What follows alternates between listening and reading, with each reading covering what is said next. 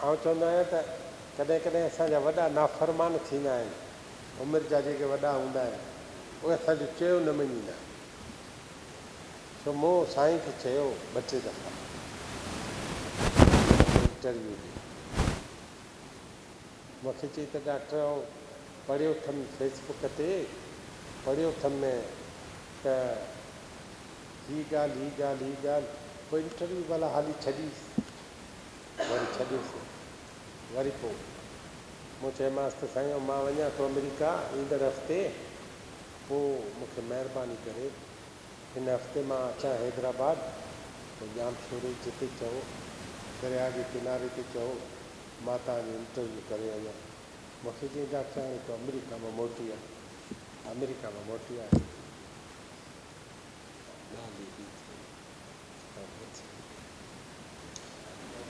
अॼु न होता कल तालिब तवारी सो न थिएसि। ॿियो छा लतीफ़ चयो, न थे वण वणनि में न थे कातारियूं, पसियो बाज़ारियूं हींअरो मूं लूण थी। सो सची ॻाल्हि थो ॿुधायां, सिंध तारीख़ जे शोबे में हिकिड़ो रेगिस्तान मिसल इलाइक़ो आहे, जंहिंमें तारीख़ जी रिसर्च घटि, जंहिंमें तारीख़ जा लेखक घटि, जंहिंमें तारीख़ जा मौलिफ़ घटि। मिसाल असां जेके बि हिते वेठा आहियूं, 1-2-3 माण्हुनि हिसामुद्दीन राशिदी साहिबु ॾिठो हूंदो, बसि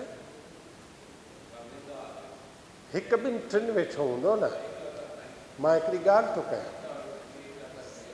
साहब ख़ान चनो घणनि माण्हुनि ॾिठो आहे, उहो बि ओड़ो ई नाफ़रमान जहिड़ो ग़ुलाम अहमद लाखो, मञींदो न, टीवियूं इंटरव्यू मशहूरी नो। हिते आहे साहब ख़ान चनो साहब, फस्ट क्लास स्टूडेंट, ठीकु आहे। साईं ग़ुलाम अहमद लाखो साहब मूंसां पहिरियों मिलायो इमेज पवर साहब। पोइ इमेज पवर मूंखे चयो त डॉक्टर साहिबु ऐं लाखे साहिब सां वाक़फ़ियत अथव? मूं चयो साईं मां इहो तव्हां अॼु ॾेखारियो। सो मूंखे चई त जेके माण्हू पढ़ियल आहिनि न, उन्हनि में हिकिड़ो हिन जो नालो लिखी छॾ, पवर साहिबु चयो। पोइ ख़ैर लाखे साहिब सां अचणु वञणु थियो। पोइ पवर साहिब जा कई मज़मून मूं तर्जुमो कया, उहे वरी लाखे साहिबु पंहिंजी किताबनि में बि रखिया।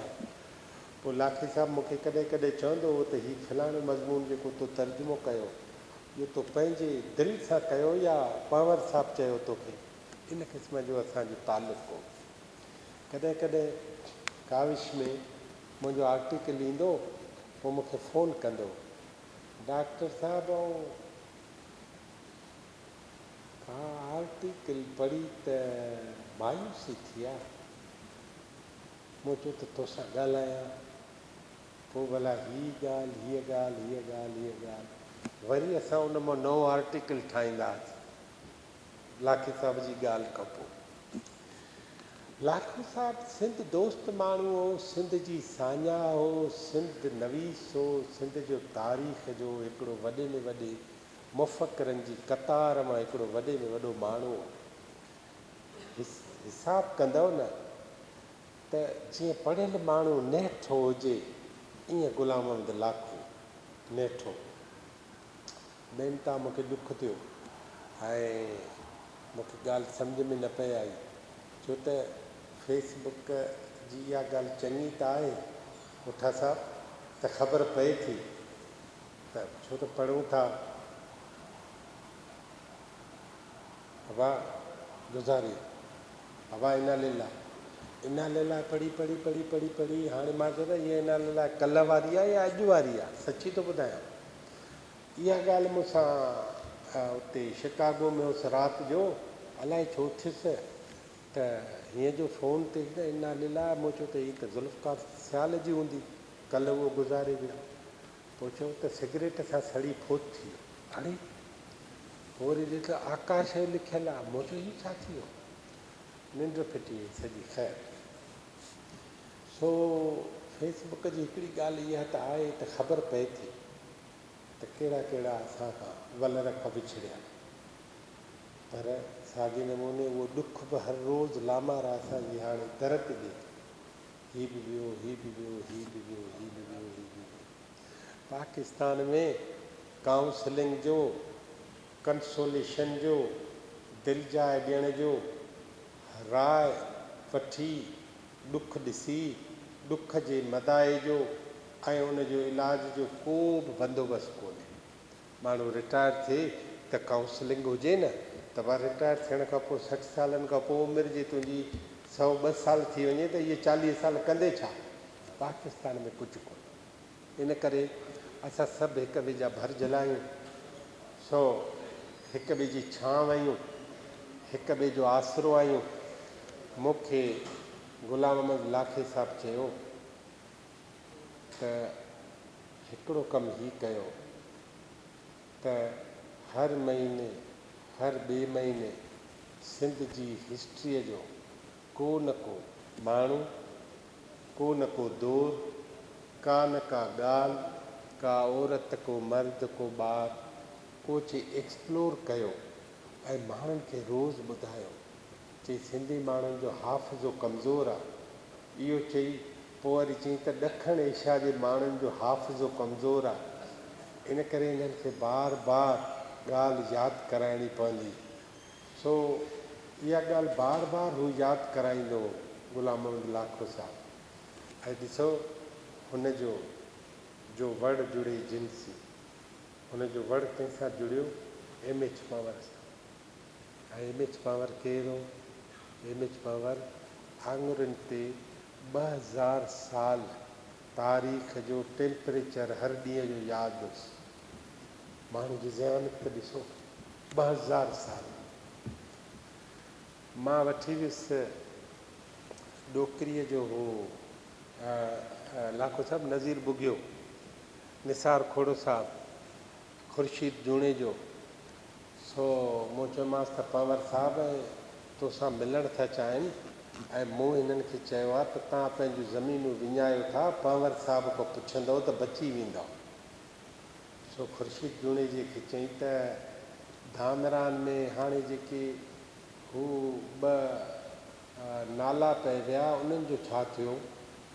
त पुछई त पंवर साहब तव्हां इहे कॾहिं ॾिठा? चई मां 1963 में आयो। चई त असांखे त ख़बर बि न आहे त के नाला उते हा। चई त पोइ भला हाणे उते ॿेर था थियनि या ज़ैतून था थियनि? उनखे वण बि यादि आहे त धामरान में कहिड़ा वण थियनि था। चई साईं ऐं ज़ैतून पोखींदो आहियां। चई त पोइ एकड़ में घणा पोखींदो आहे? चई त एकड़ में 40 पोखींदो आहे। चई एॾो नुक़सानु कंदो आहे? एॾो नुक़सानु? त पंवर साहब खां पुछई त साईं छा मतिलबु? 40 न त पोइ 80 किथे पोखिया? चई मूंखां पुछ त मां घणा पोखींदो आहियां। चई साईं तव्हां ॿुधायो। चई मां 400 वण पोखींदो आहियां 1 एकड़। ऐं हाणे तूं ॿुधाए त तुंहिंजी मुंहिंजी कमाईअ जो को हिसाबु आहे? सो चईसि त साईं सारियूं पोखियूं अथमि। हाणे ख़ुर्शीद वॾी हेज मां हुनखे ॿुधाए थो, साईं सारियूं पोखियूं अथमि, ॿिज मिलियो चीन जो, ऐं हाणे खरार ते न 10 हू वधीक था मिलनि मण। चई त हिसाबु कयो अथई त एकड़ ते घणो कमाईंदो? चई साईं मुंहिंजो ख़्यालु आहे कि रुपया 36,000 बचंदा। इहा 2000 2 या 3 जी ॻाल्हि आहे। 7 में गुज़ारे वियो पंवर साहब। सो अप्रैल 7 में। सो चई त 36,000? चई हा। चई इन मां त तूं 10 जे ॿेर सूफ़ी ॿेरनि जा वण लॻाई त तोखे 38,000 ॾींदा। ऐं महिनत बि कोन, हारी बि रखणा न पवंदई, रुगो जीतमार दवा साल में 1 दफ़ो ॾियणी पवंदई, पाणी त उहो ई तव्हांखे ॾियणो आहे। अहिड़ा माण्हू, अहिड़ा माण्हू। खोड़े साहिब खे चई त हू जेको राधण में तव्हांजी फ्लोर मिली उनजो छा थियो? भादड़ में चई असांखे फ्लोर मिल हुई था। चई ख़ान बहादुर अयूब घोड़ी पहिरीं पहिरीं फ्लोर मिल उते आई। चई साईं असांखे त ख़बर न। पोइ उनखे ॿुधाई ज़मीनुनि जे बारे में, कचे जे बारे में, कहिड़ो नुक़सानु था ज़मींदार कनि उन जे बारे में। पोइ उनखां निसार खोड़े साहब सवाल पुछो त जदीद दुनिया जो ज़रई इल्मु कहिड़े हंधि वधीक आहे। चई 3 इलाइक़ा आहिनि, अमेरिका, इंग्लैंड माना इंग्लैंड माना यूके ऐं इसराइल। इसराइल छो पुछईं त तव्हां पोइ कहिड़े हिसाब सां। चई मूं हाणे पंहिंजे फार्म ते अंब पोखियो आहे, उन अंब जी जिन्स इसराइल मां घुराई अथमि। उहो इंग्लैंड जो शाइर हो कीट्स, तव्हांखे ख़बर आहे कोठो साहब, कीट्स शाइर जे नाले उहा अंब जी जिन्स इसराइल मुतारिफ़ कराई। पंवर साहब उहा हिते हई। हर नवंबर में पंवर साहब जे फार्म तां मूं ॾे अॼु बि अंब ईंदा आहिनि। नवंबर में मौसमूं मटाए छॾियूं माण्हुनि तख़लीक़ सां, वक़्तु बदिलाए छॾियऊं पंहिंजी तख़लीक़ुनि सां। इन तख़लीक़ुनि जो हिकिड़ो वॾे में वॾो घड़ियाल जनाब ग़ुलाम अहमद लाखो, जंहिंखे हिकु हिकु सेकंड जी, उन मां ठहंदड़ मिंटनि जी, उन मां ठहंदड़ कलाकनि जी, पोइ ॾींहुं राति सॼी ज़िंदगीनि जी हुनखे ख़बर बि हुई, हुनखे अहसासु बि हो। असां हुनजे लाइ दुआगू आहियूं जिते बि हुजे। पर सिंध हिकिड़े तमामु वॾे माण्हूअ खां लाचार थी वई ऐं अपाहज थी वई। अञा घणियूं ॻाल्हियूं ॿुधाए, मूंखे बसि एतिरी ॻाल्हि करणी। हींअर आउं गुज़ारिश थो कयां साईंअ जे हिकिड़े शागिर्द, ऐं मज़े जी ॻाल्हि त उहो पाण उस्तादु आहे ऐं उनजो तारीफ़ मां तव्हांखे कराया। पोइ उर्दू में शाइर थींदा आहिनि न, पोइ हर कोई चवंदो इरशाद मुक़रर, इरशाद इरशाद, हिन जो नालो इरशाद। सो इरशाद अली ओठो साहिबु आहे, हीउ साईंअ जो शागिर्दु आहे, पाण उस्ताद, पाण लेक्चरर, पाण प्रोफेसर। अॼु खां 6 साल अवल हिते किथे मूंखे चई डॉक्टर साहिबु हिकिड़ो कमु आहे। मूं चयो कहिड़ो? चई रिटायर थो थिया, 8 एकड़ ज़मीन आहे 10 एकड़ ॻोठ में, उन ते कॉलेज थो ठाहिणु चाहे, सरकार मदद करे। मूं चयो हुकुम कर। सिधो वठी वियोमांसि डॉक्टर शीरी नारे जो ॾे, उन जा कागज़ पाण ठाहिया, हाणे उहो कॉलेज हले थो। जनाब इरशाद ओठे खे गुज़ारिश आहे त उहो अचे।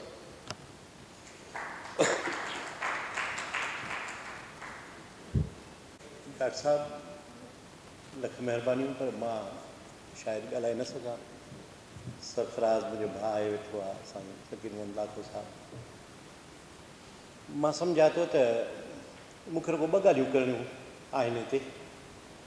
त 92 में 1992 में मूं पको फ़ैसिलो कयो त मां ख़ुदकुशी कंदुसि। इहो फ़ैसिलो करण खां पोइ मुंहिंजी लाखे साहब सां सोहबत हुई, मां उनखां मोकिलां वियुसि ऐं मूं रोई चयोमांसि साईं ॿीहर मिली कोन सघंदासीं।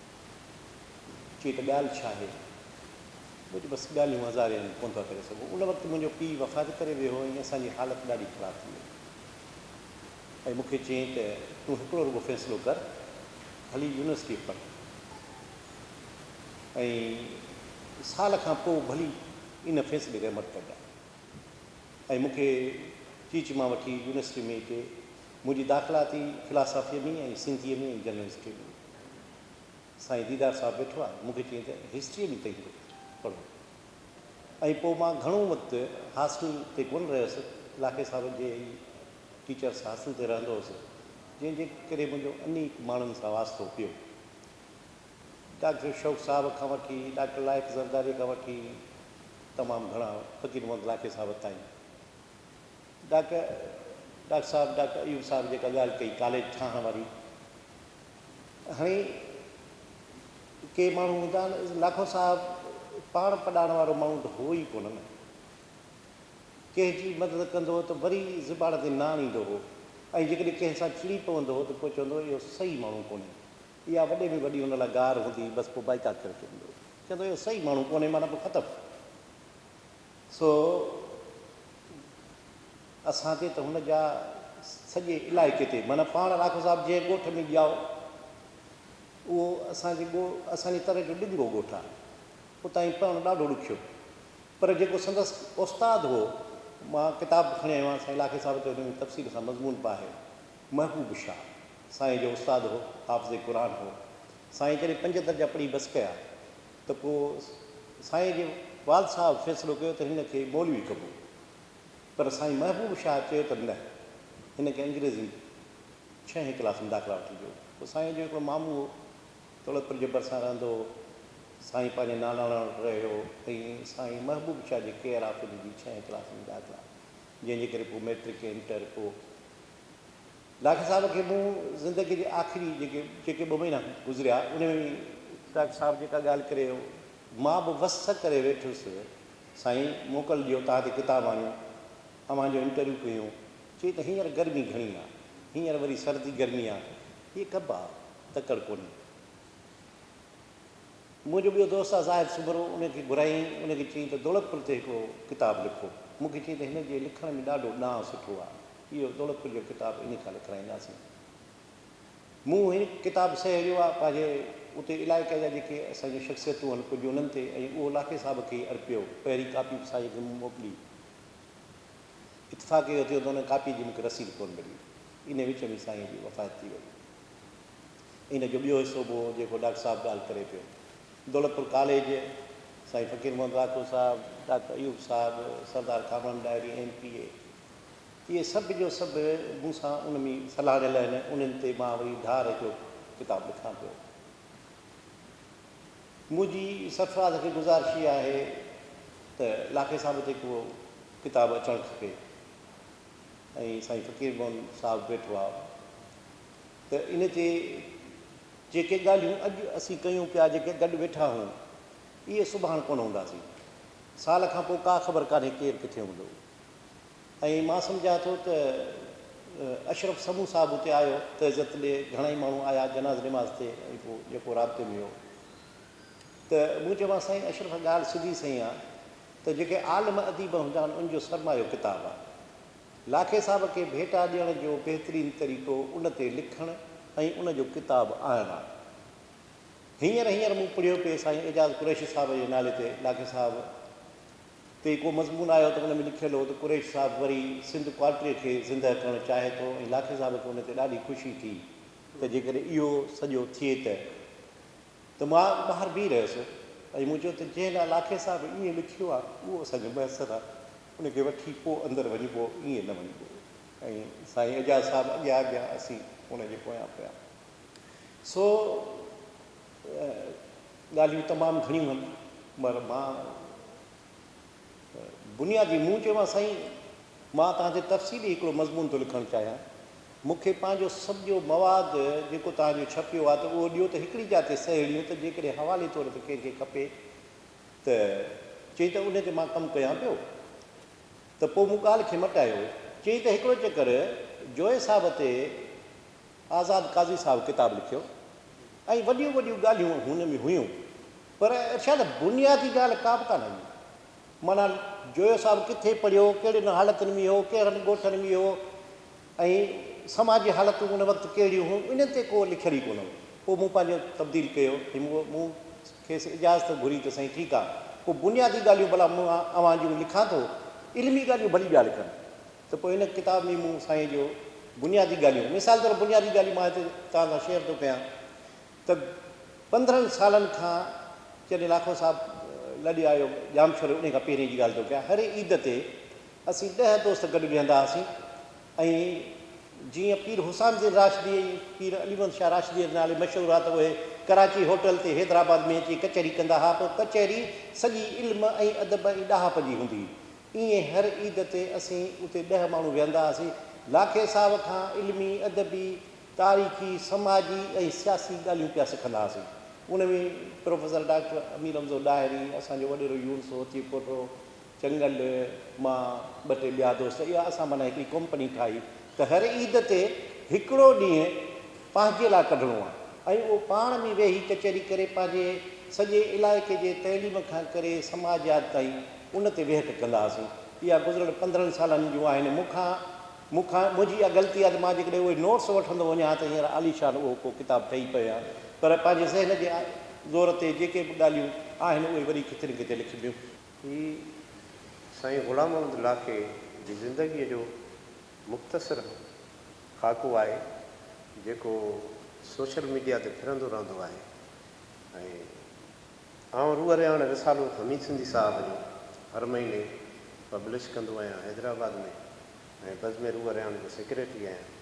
सो उन हवाले सां मूंखे इहा हूंदी आहे त असांजा जेके आलिम अदीब आहिनि उन्हनि जा प्रोफाइल ज़िंदगीअ जा पंहिंजे रूह रियाण रिसाले में ॾियऊं। इन जे करे मूं वटि हीउ सेव थियल हुयो त साईं ॿुधायो त मूं चयो त मौक़े जे मुनासिबत सां साईं जो ज़िंदगीअ जो मुख़्तसिर ख़ाको आहे तव्हांजे अॻियां पढ़ा। अदीब मुहक़िक़ तारीख़ दान ग़ुलाम मोहम्मद वलद मोहम्मद इब्राहिम लाखो 6 जुलाई 1954 ते ॻोठ मिठा खान जोखे तालके मोरे ज़िले नवाबशाह हाणोको ज़िलो नौशरो फिरोज़ में पैदा थियो।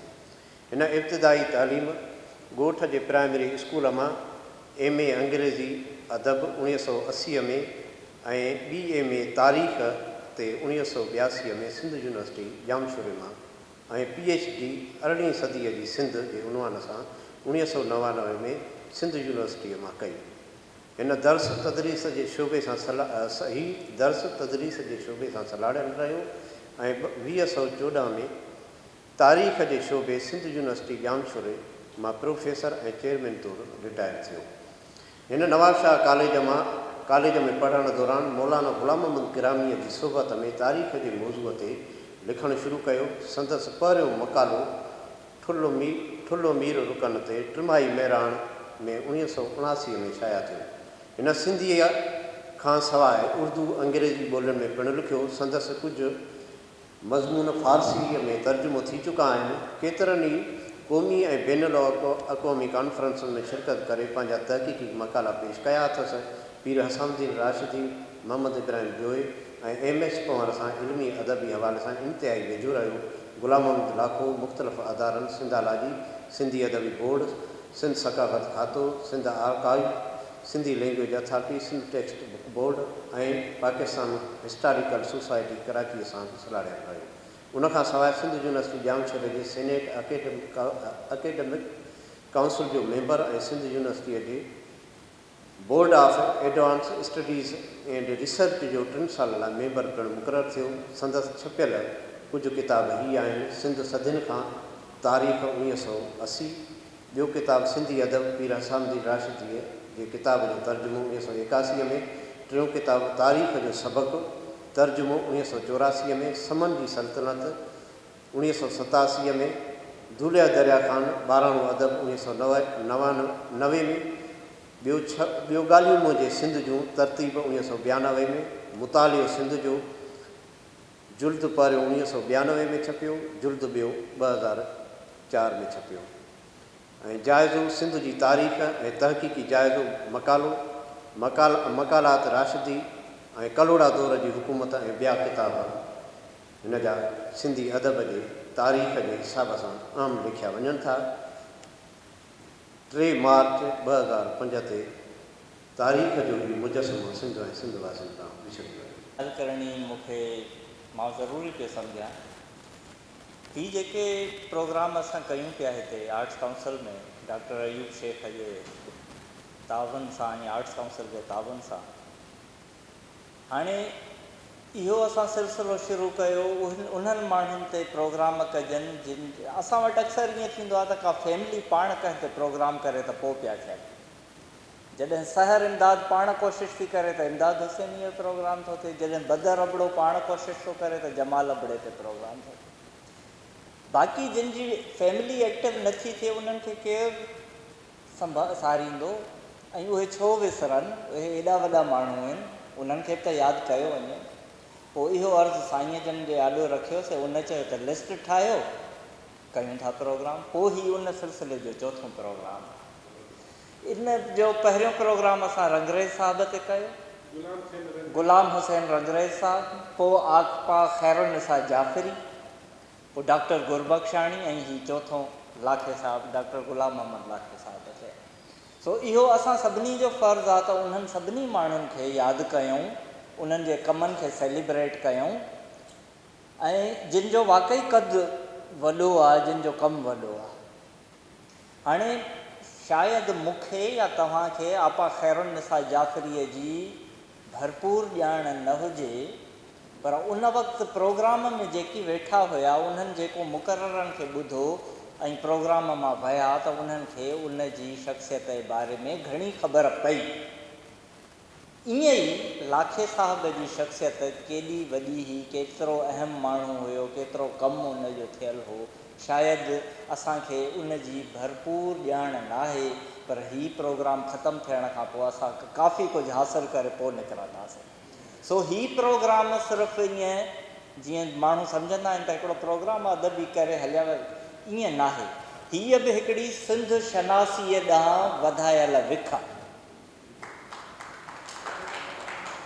सिंध खे सुञाणण लाइ सिंध जे वॾनि माण्हुनि खे सुञाणणो पवंदो, ऐं हीउ जेको कमु थी रहियो आहे, मां वरी इहा ॻाल्हि वरजाईंदुसि त हीअ सिंध शनासीअ जी हिकिड़ी विख आहे, ऐं इन में असां तव्हां सभु गॾु हूंदासीं। आर्ट्स काउंसिल जे ताउन सां असां कोशिशि कंदासीं त जेको बि माण्हू जंहिंजो वॾो कमु आहे उन जो कम खे ॻायूं ऐं सेलिब्रेट कयूं। लतीफ़ साईं चयो आहे त लॾियो लतीफ़नि पंध पराहे हलिया, लॾियो लतीफ़नि पंध पराहे हलिया, हथां हबीबनि कॾहिं कोन ॾुखोयो।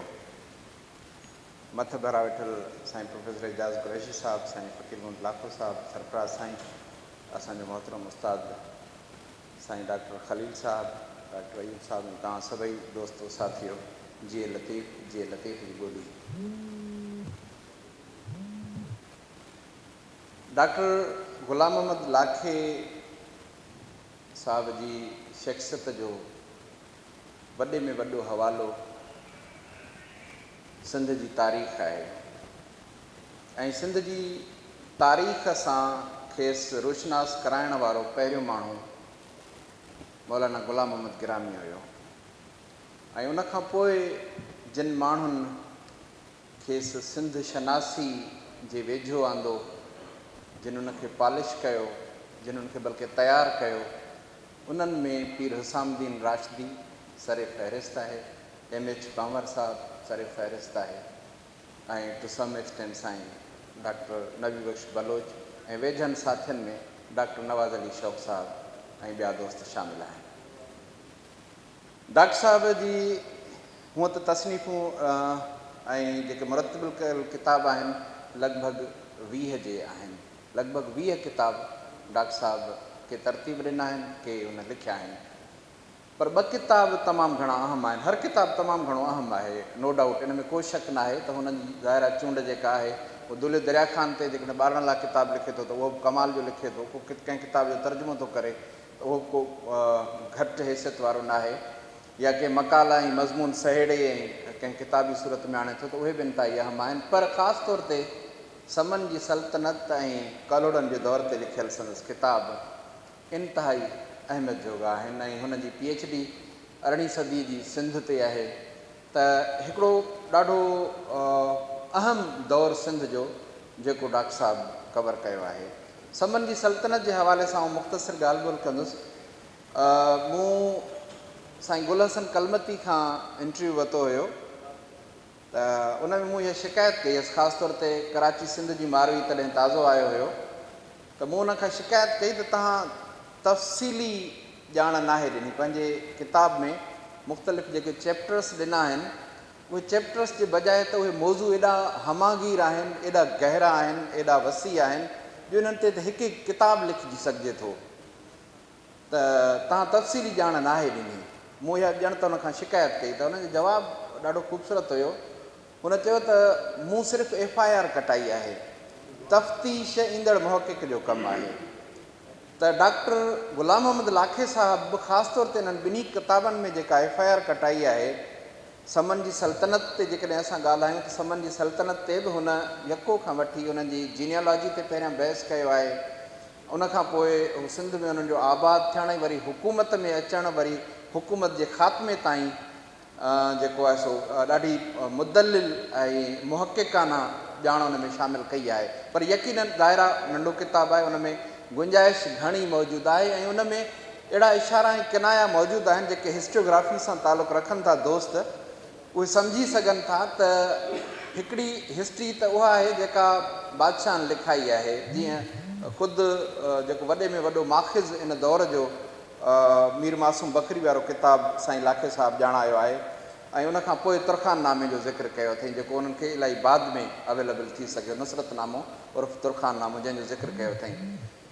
पर हू जेके ॿिया इशारा ॾेई विया आहिनि, जेका ओरल हिस्ट्री आहे, जेका ख़ासि तौर ते लिटरेचर में अचे थी पई, उन जे हवाले सां बि हिकिड़ो ज़मीमो जेको डॉक्टर साहिबु पंहिंजे हिन समन जी सल्तनत में शामिलु कयो आहे, ख़ासि तौर ते मखदूम बिलावल जे हवाले सां, त मखदूम बिलावल जो ज़िक्र किथे किथे असांखे मिले थो, या दुली दरिया ख़ान जे हवाले सां हुन जेके हक़ाइक़ ॾिना आहिनि इहे इंतिहाई अहम आहिनि। इन्हनि खे साम्हूं रखी करे ईंदड़ दौर जो मुहक़िक़ या जेको नओं मुहक़िक़ आहे, जेको नई तहक़ीक़ या नओं मुअरख़ जेको आहे, उन्हनि ते तमामु घणो कमु करे सघे थो। जीअं डॉक्टर साहिबु समन जी जीनियोलॉजी जे हवाले सां मुख़्तलिफ़ हवाला ॾिना आहिनि, पर उनखां पोइ पाण उन्हनि खे जेको आहे सो वाज़े कोन थो करे त मुंहिंजो मौक़िफ़ कहिड़ो आहे। हाणे आउं छा थो चवां, जेको आहे सो MH पंवर हिकिड़ी ॻाल्हि कई आहे, फ़र्ज़ु कयो साईं हुसामुद्दीन राशिदी जी ॿी ॻाल्हि आहे, पर डॉक्टर साहिबु पाण किथे थो स्टैंड करे, उहो ख़ाल ॼण त ईंदड़ दौर जे मुहक़िक़ ऐं मौरख़ जे लाइ हुन छॾियो आहे।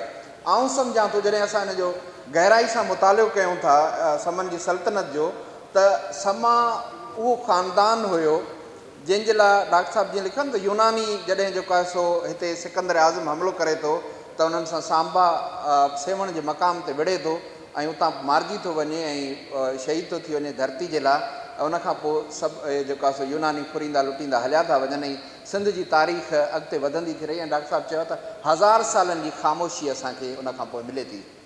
उहा 1000 सालनि जी ख़ामोशी असल में बज़ाहिर त असांखे ख़ामोशी मिले थी, पर जॾहिं माण्हू डिस्पर्स थी वेंदो आहे त पंहिंजी कुवत मेड़ण में सदियूं लॻंदियूं आहिनि।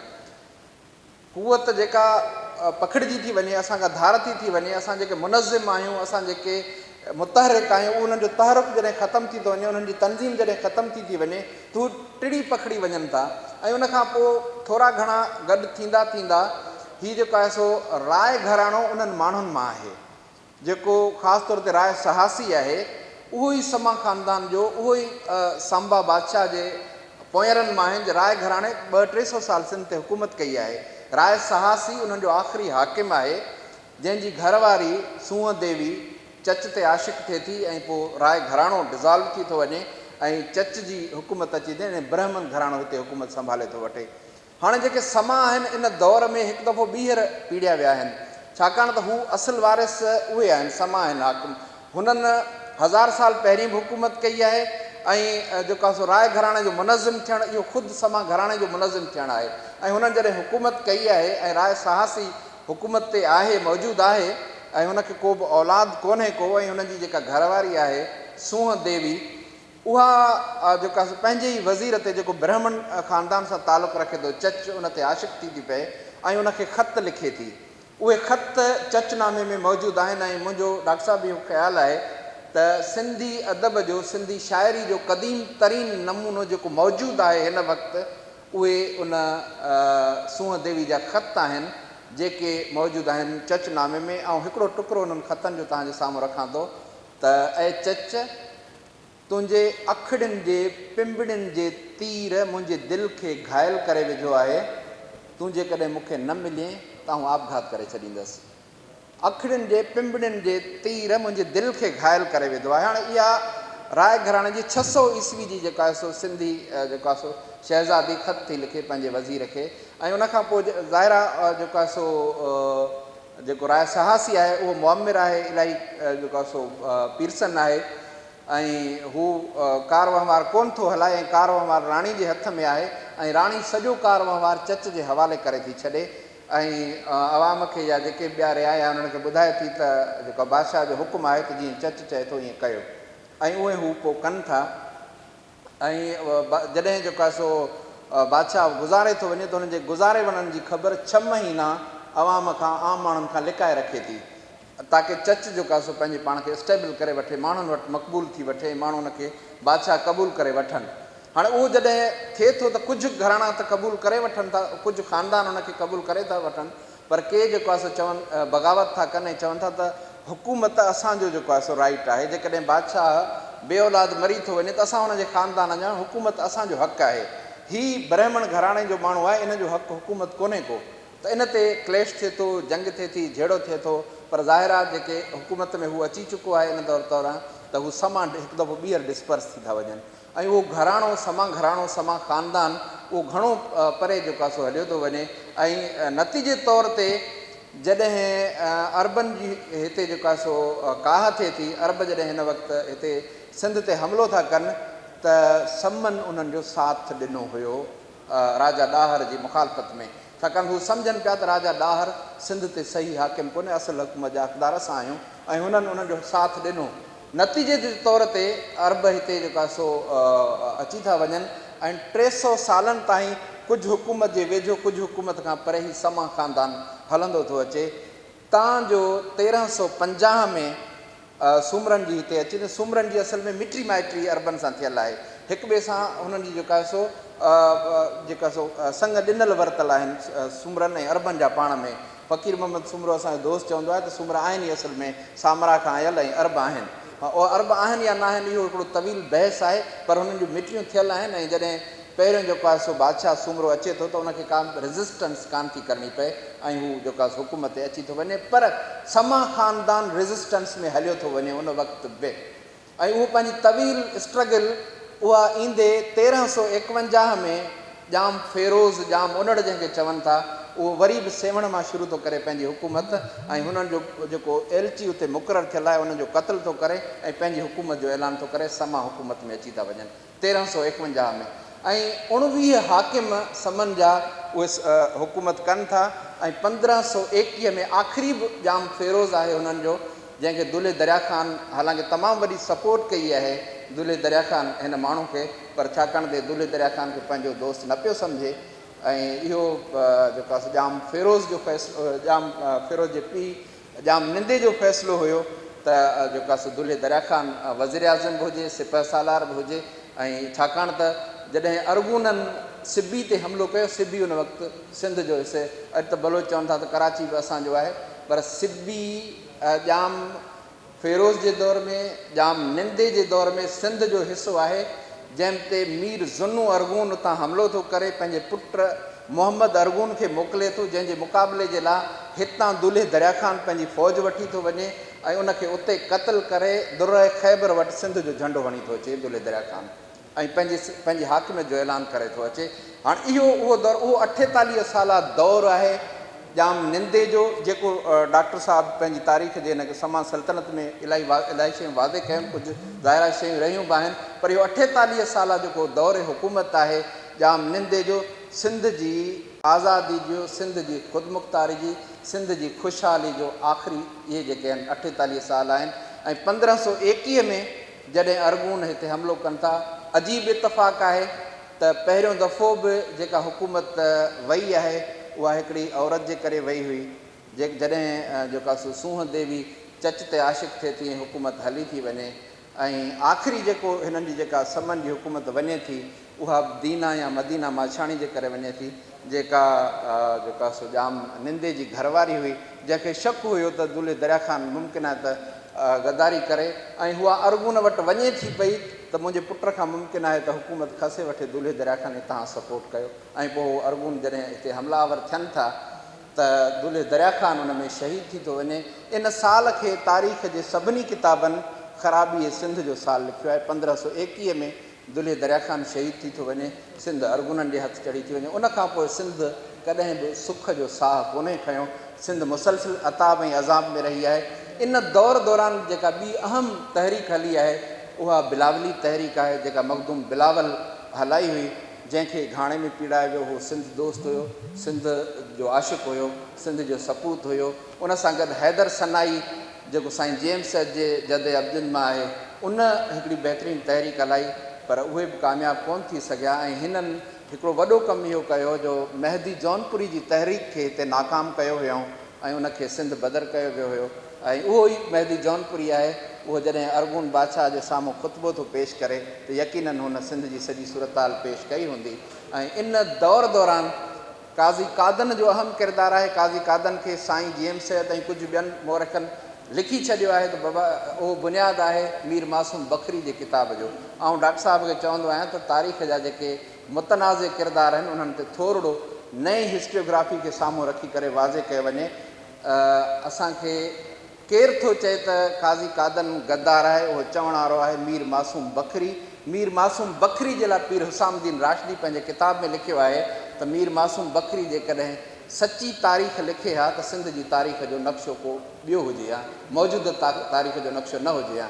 हाणे उहो मुअरख़ जंहिं ते सवालिया निशान असांजो पीर हुसामुद्दीन राशिदी उथारे थो वञे उन जी तारीख़ ते असां कहिड़ो बहस कयूं त उन जी तारीख़ केतिरी सची हूंदी। उहो माण्हू आहे जेको काज़ी कादन खे गद्दार थो करार ॾिए ऐं चए थो त हिन ई माण्हू जेको आहे सो ख़ासि तौर ते जेके धारे जा सरदार हुया सखर बैराज वटां जेको आहे सो उहो जेको बिर्ज आहे उन वटां उन्हनि 48 धारे जनि सरदारनि खे उतां हुई माराइण में हिन जो किरदारु आहे। पर हिन जो पंहिंजो मीर मासूम बकरी जो जंहिंजो जेको मासूम शाह जो मनारो मौजूदु आहे हिन वक़्तु बि उनजो पंहिंजो किरदारु इहो आहे त हिन जे किताब में लिखियलु आहे त उहो उनजो जेको पंहिंजो घरु हुयो जेको नंढो घरु हुयुसि हिन त हिकिड़ा जेके ओसे पासे में ॿिया घर हुया उहे हुननि हिकिड़ो त इहो कमु कयईं जो उन्हनि खे या त उथारियो अथई या त ख़रीद कयो अथई। जेके जिन खे दड़का ॾेई उथारे पियो सघे उन्हनि खे उथारे छॾियईं, जिन खां ख़रीद करे पियो सघे उन खां ख़रीद करे सघे। नंढड़ो घरु हिकिड़े वॾे महल में तब्दील करे छॾियो आहे। उहे वेझर में तव्हां हिते कराची में अहिड़ा घर ॾिठा हूंदा जेके 120 गज़नि जा घर हूंदा पर उहे कंहिंजी सियासी जेको आहे सो तहरीक जो मर्कज़ बणिजी करे उथिया ऐं उहे कीअं उहे घर वॾा थिया उनजो पहिरियों मिसाल असांखे मीर मासूम बकरी जो इहो जेको आहे सो किरदारु मिले थो। त डॉक्टर साहिबु तारीख़ जा विसारियल वर्क तारीख़ असांखां अञा घणो कुझु घुरे थी। तारीख़ उन रोशनी में ॾिसण जी ज़रूरत आहे जेका रोशनी असांखे डॉक्टर ग़ुलाम मोहम्मद लाखो साहिबु ॾेई विया आहे। डॉक्टर ग़ुलाम मोहम्मद लाखे साहिबु ग्लिम्सिस ॾिना आहिनि। डॉक्टर ग़ुलाम मोहम्मद लाखे साहिबु असांखे इशारा ॾिना आहिनि। हिस्ट्रियोग्राफी साइंस जी ॻाल्हि करण जो नालो कोन्हे को, हिस्ट्रियोग्राफी तव्हांजे लाइ इम्कान छॾींदी आहे। डॉक्टर ग़ुलाम मोहम्मद लाखे पंहिंजे किताब समन जी सल्तनत में इहे इशारा ॾिना आहिनि। डॉक्टर ग़ुलाम मोहम्मद लाखे साहिबु कलोड़नि जे हुन दौरे हुकूमत ते उहे इशारा ॾिना आहिनि। हुननि टालपुरनि ऐं कलोड़नि जी दोस्ती ऐं दुश्मनी ते ॾाढो खुली करे लिखियो आहे पर उनखे अञा वधीक खुली करे लिखण जी ज़रूरत आहे। जेकॾहिं असां इहो लिखी सघियासीं त असां तारीख़ जो नओं नक्शो ॾेई सघंदासीं ईंदड़ नसुल खे। जे न त पोइ असांखे कार्ल मार्क्स जे इन ॻाल्हि ते जेको आहे सो इक्तफ़ा करिणो पवंदो त हीअ सिंध या हीअ दुनिया जीअं बि ठही वई हाणे अचो त सोचूं त इनखे कीअं हलाइणो आहे। ऐं शैले जो हिकिड़ो नज़्म आख़िर में हुनजो 2-4 सिटूं ॾेई करे ॻाल्हि खे ख़तमु थो कयां। First our player dies, then our hope and then dreams. Death is due, dust claims dust, and we die too. Thankful Dr. Ayub Sheikh Saab for organizing this event in memory of my deceased father.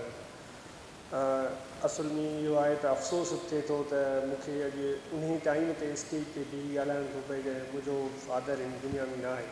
छो त कॾहिं बि अहिड़े क़िस्म जे events खां हमेशह परे रहियो हुयुमि। जेतोणीकि पाण थ्रू आउट 23 सालनि जे एज खां करे लेक्चरर या PCS ऑफिसर यूनिवर्सिटीअ में कॉलेज में रहियो आहियां ऐं ज़बरदस्त क़िस्म जो रीडर रहियो हुजण जे बावजूदि इवेंट्स ऐं ॻाल्हाइण इन क़िस्म खां परे रहियो आहियां। पर अॼु उन टाइम ते ॻाल्हाइणो थो पए, उन इवेंट में ॻाल्हाइणो थो पए जॾहिं मुंहिंजो फादर हिन दुनिया में न आहे। स्टेज ते वेठल साईं फ़कीर मोहम्मद लाखो साहिबु, साईं एजाज़ कुरैशी साहिबु, साईं डॉक्टर ख़लील रहीम शेख साहिबु ऐं जेके दोस्त वेठा आहियो। असल में जेको बाबो हो उहो ग़रीब जो ॿारु हो, जीअं थिए थो ट्रेडिशनल ॿाहिराड़ीअ मां पढ़ी निकिता, परो फस्ट जनरेशन जेके कॉलेज में पढ़िया, यूनिवर्सिटीअ में रेगुलर बेसिस ते पढ़िया, वरी जेको आहे सो गवर्नमेंट जॉब में आयो, पंहिंजे तहलके में वाहिद माण्हू जेको लेक्चरर थियो त उन ज़माने में आहे कि वॾी ॻाल्हि सम्झी वेंदी त गज़ेटेड ऑफिसर थियो आहे। उन खां पोइ हुनखे इहो मौक़ो मिलियो त यूनिवर्सिटीअ में अचे एज़ अ लेक्चरर जॉइन करे। बीइंग फादर हू जेको आहे सो कावड़ जो इलाही तेज़ हूंदो हो, पर असां सभु जेके बि हुनजा ॿार हूंदा आहियूं उन्हनि सभिनि ते इलाही घणो परेशान थींदो हो। जेकॾहिं पढ़ाईअ जो मामिलो हुजे, तइलीम जो मामिलो हुजे या कैरियर जो मामिलो हुजे, जॾहिं बि को परेशानी थींदी त 10 चकर फ़ोन करे ऐं पुछंदो त छा थियो, छा मसाइलो आहे। मूंखे नंढे हूंदे खां हुन रीडिंग जूं हैबिट्स विझूं, छो त असांजे घर में एॾी शानदार लाइब्रेरी आहे। 2007 में हिकिड़ी इंटरनेशनल कॉन्फ्रेंस थी, उन में डॉक्टर सारा अंसारी नाले हिकिड़ी अंग्रेज़ ख़ातून असांजे घर में आई। उनखे सिंध क्वार्टरली रिसाले जी तलाश हुई, पोइ कुझु रिसाला असांजे घर में मौजूदु आहे। पोइ बाबे खे चई, डॉक्टर लाखो साहब, how do you manage from your own pocket? बाबे चयोसि, yes I manage from my own pocket. जी this is very very wonderful to collect such a library for an individual. हीअ त कंहिं रिसर्च इंस्टीट्यूट जो कमु आहे। सो ॻाल्हि आहे त बाबे खे सिंध जी तारीख़ जे हवाले सां हिकिड़ी सुठी जेका नॉलेज हुई, उनजो हिकिड़ो बेस इहो हो त हुनखे पर्शियन ईंदी जेका हू पढ़ियो हो मदरसे मां। इन जे करे जेके बेसिक सोर्सिस हूंदा असांजे हिस्ट्रियोग्राफीअ जा, जेके तरखान नामा, नुसरतनामे तरखान, मीर मासूम बकरी एक्सेट्रा, उन्हनि ते उनजी डायरेक्ट जेका आहे सा पहच हूंदी, जेका आम कंहिं माण्हूअ जी न हूंदी, जंहिंखे पर्शियन न ईंदी। बाक़ी रही ॻाल्हि आहे त साईं इरशाद साहिब इहो चयो त किताबु छपाइणु खपे, किताबु यकीननि छपजणु खपे, पर बाबे जो मयार इहो हूंदो कंहिं शइ खे मार्केट में आणण खां पहिरियों त हू 10 चकर उनखे ॾिसंदो हो त येस दिस फुल स्टॉप कामा हीअ आहे। पोइ असां चवंदा हुआसीं, बाबा छो थो एॾो परेशान थी वञे? चवंदो हो त माण्हुनि जे हथ में ईंदो, उहे ॾिसंदा, उहे खिलनि त न, हिननि में जेको आहे सो कामा जी मिस्टेक न थियणु खपे। कुझु वक़्तु अॻु में मूं हिकिड़ो किताबु इंग्लिश में ट्रांसलेट करे ॾिनोमांसि, त मूंखे चई त हीअ 2 किताब मुंहिंजे टेबल ते पिया आहिनि, इहे जॾहिं ख़तमु थींदा त पोइ आउं उनजी रीडिंग कंदुसि। मूं उनजी 3 दफ़ा रीडिंग करे चुको हुउसि, पर जेको आहे सो बाबे मूं चयो जेसि ताईं हीअ ओके न कंदो तेसि ताईं अॻिते न ईंदो। मूंखे ख़बर ई त हू 3 चकर हू बि चेक कंदो, तंहिंजे करे आई सेट इट असाइड। सो किताब जेके रिव्यूज़ आया आहिनि या जेके असांखे ईमेलूं मौसूल थियूं आहिनि या लेटर्स आया आहिनि पाकिस्तान सॼे मां या इवन फ्रॉम अब्रॉड, उहे महफ़ूज़ कंदा था वञूं ऐं मुनासिब वक़्त ते उन्हनि खे असीं कंपाइल कंदासीं कंहिं जेको आहे सो हिकिड़ी जाइ ते। रही ॻाल्हि आहे त जेको समन जी सल्तनत किताब जे हवाले सां ज़िक्र थियो, इन किताब सां मुंहिंजी ॾाढी दिलि रही आहे। बाबे हुन में 3 सोर्सिस जो ज़िक्र कयो आहे त पॉसिबली जेनियालॉजी हिननि जी समन जी पास्ट हिस्टोरियंस चयो त हीअं थी सघे थी इम्कानी तौर ते, पर हुन चयो आहे त डेफिनेटिव इहो चई सघे थो त these were sons of soil with whatever there further hierarchical जेका हुननि जी हूंदी। पर हिकिड़ी ॻाल्हि बाबू चवंदो त हाणे इहे शयूं घणो वक़्तु न रहंदियूं त केरु आहे केरु छा आहे, छो त जेको DNA टेक्नोलॉजी अचे पई उन में हाणे हर शइ इवन जेको आहे सो 100 नसलनि ताईं ख़बर पइजी वेंदी त केरु छा हो। तंहिंजे करे इहो हाणे मसइलो न रहंदो, जल्द इहो टेक्नोलॉजी में जेका प्रोग्रेस थी आहे, इवन हाणे को कंहिं जाइ ते मूं पढ़ियो त अमरीका यूरोप जे अंदरि त इंडिविजुअल लेवल ते हिकिड़ी एक्सीज़ आहे त DNA करायो ख़बर पए त केरु आहे केरु छा आहे। बाक़ी जेके बेसिक सोर्सिस ऑफ हिस्ट्री आहिनि असां वटि, मीर मासूम बकरी आहे या तरखान नामा या या नुसरतनामे तुरखान आहे या इवन चचनामा आहे, हुननि जेके बेसिक फैक्ट्स लिखियूं आहिनि उन्हनि खां असां इख़्तिलाफ़ नथा करे सघूं। बाक़ी हुननि उनखे प्रोजेक्ट जे कयो आहे इहो हिकिड़ो अलॻि बहस आहे। मिसाल तौर ते जेको आहे सो बिलावल मखदूम मारिजी शहीद करे छॾियूंसि, हाणे हुननि उनखे जस्टिफाई कयो आहे, इहा आहे point of debate. Point of debate इहा न आहे त हुनखे छो मारियो वियो या कीअं मारियो वियो, पर इहो इन क़िस्म जूं मामलात आहिनि जेके हिस्ट्रीअ में डिस्कस थी सघनि था। ॿी ॻाल्हि आहे त बाबू हमेशह ज़िक्र कंदो हो, हिकिड़ो किताबु आहे history and culture of Indian people. हू चवंदो त हिननि जेको आहे सो माण्हुनि हिकिड़ी वॾी हिकिड़ी टीम ठाही, उन्हनि जेके नेटिव हिस्टोरियंस आहे उन्हनि गॾिजी वेही इहो तइ कयो त असांजी हिस्ट्री ॿियनि लिखी आहे, धारियनि लिखी आहे, तंहिंजे करे असां नेटिव माण्हू जेके आहिनि उहे पंहिंजी हिस्ट्री पाण लिखंदासीं। ऐं इन ई प्रोजेक्ट ते हुन जेके बि कमु कया या लिखियो पिए त हुन चयो त आउं पंहिंजे नेटिव पर्सपेक्टिव खां लिखणु थो चाहियां त असांजे हिस्ट्रीअ सां कहिड़ो ज़्यादती कई वई, ज़ुल्म कयो वियो या मिसइंटरप्रेट कयो वियो, पोइ मीर मसूम कयो हुजे या अली शेर कानी कयो हुजे या एक्सेट्रा जेको कयो आहे। सो रही ॻाल्हि इहा त सिंध आहे जेको फ़लसफ़ो बेसिकली हो उहो सिंध शनासीअ जो हो, उहो क़ाइमु रहंदो ऐं क़ाइमु रहणु खपे, उहो कंहिं न कंहिं सूरत में रहंदो। बाक़ी बाबो वेझो रहियो आहे साईं ग़ुलाम मुस्तफ़ा शाह जे फ़लसफ़े खे, मोहम्मद इब्राहिम जोयो, इमेज कंवर साहब ऐं जेके इन पीर हुसामुद्दीन राशिदी साहब, इन्हनि जे जेको आहे सो फ़िक्र ऐं फ़लसफ़े सां हू वाबस्ता रहियो ऐं आख़िरी घड़ीअ ताईं वाबस्ता रहियो। ॿी ॻाल्हि इहा आहे त हू यूनिवर्सिटीअ में रहण जे दौर में 21 ग्रेड में प्रोफेसर रहियो, कॾहिं हिन पेट्रोल पंप जो इंचार्ज थियो, हिन डायरेक्टर एडमिशन थियो, हुन पंहिंजी पाण खे पंहिंजे किरदार खे एॾो साफ़ु रखियो त मूं ते कॾहिं आङुर न खजे त फलाणो बि अहिड़े उहिदे ते वेही हुजे, ॿ रुपया खाधा किथे, माना फ़क़ीरी रंग हो हुनजो। ऐं उन खां सवाइ इहो आहे त हुनजो जेको रिटायरमेंट खां पोइ वारो वक़्तु गुज़रियो उन में बि हिकु मिंट बि हुन मां नथो सम्झां त को फज़ूल विञायो हुजे। सुबुह जो उथी अचे टेबल कुर्सीअ ते विहंदो, पंहिंजो जेको 4-5 कलाक कमु कंदो, वरी पोइ पंहिंजे रूटीन में हलियो 4-5 कलाक, माना हू हिकु मिंट बि पंहिंजो हुन आउं चवां थो ज़ाया न कयो।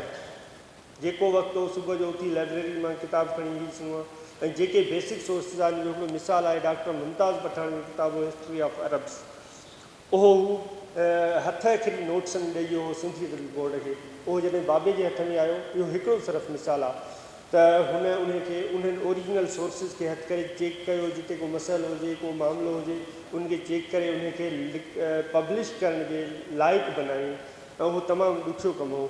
उन खां अलावा इहो जेको 10-15 किताब 20 किताब 100 आर्टिकल्स, डेट्स नॉट ऑल। हुन वटि सॼी सिंध मां को दोस्त तयारु ईंदो, पोइ हीअ असांखे किताबु लिखणो आहे, हीअ असांखे मशवरो खपे, पोइ उन्हनि सां वेही कलाकनि जा कलाक ॻाल्हाइणु, उन्हनि खे मशवरो ॾियणु, उन्हनि जी किताबनि ते प्रीफेस लिखणु, एडिट करणु किताबनि खे। असुलु जेको सर्विस हुई उहा इहा आई, ऐं इहो ई सबबु आहे जो हुनखे हिकिड़ी पब्लिक इंटेलेक्चुअल वारो जेको जेका मोट मिली ऐं हुनजे डेथ ते जेको फेसबुक ते या मीडिया ते जेको आयो, छो त हू माण्हुनि आम माण्हुनि मौजूदु हो ऐं हुननि लाइ कमुकारु कंदो हो जेको हुनजे वस में हूंदो हो। सो आउं वरी बि साईं डॉक्टर साहिब खे थैंक्स चवंदुसि जंहिं प्रोग्राम ऑर्गेनाइज़ कयो आहे, ऐं जेके बि प्रोग्राम्स हिन तरीक़े जा ई प्रोग्राम नंबर 4 आहे, इहो जेको ऑर्गेनाइज़ करण जो सिलसिलो आहे उमेद जारी रहंदो। घणो ख़ैर जी फ़िलासफ़ी यानी हुनजो बैकग्राउंड थोरो बाद में ॿुधायां थो।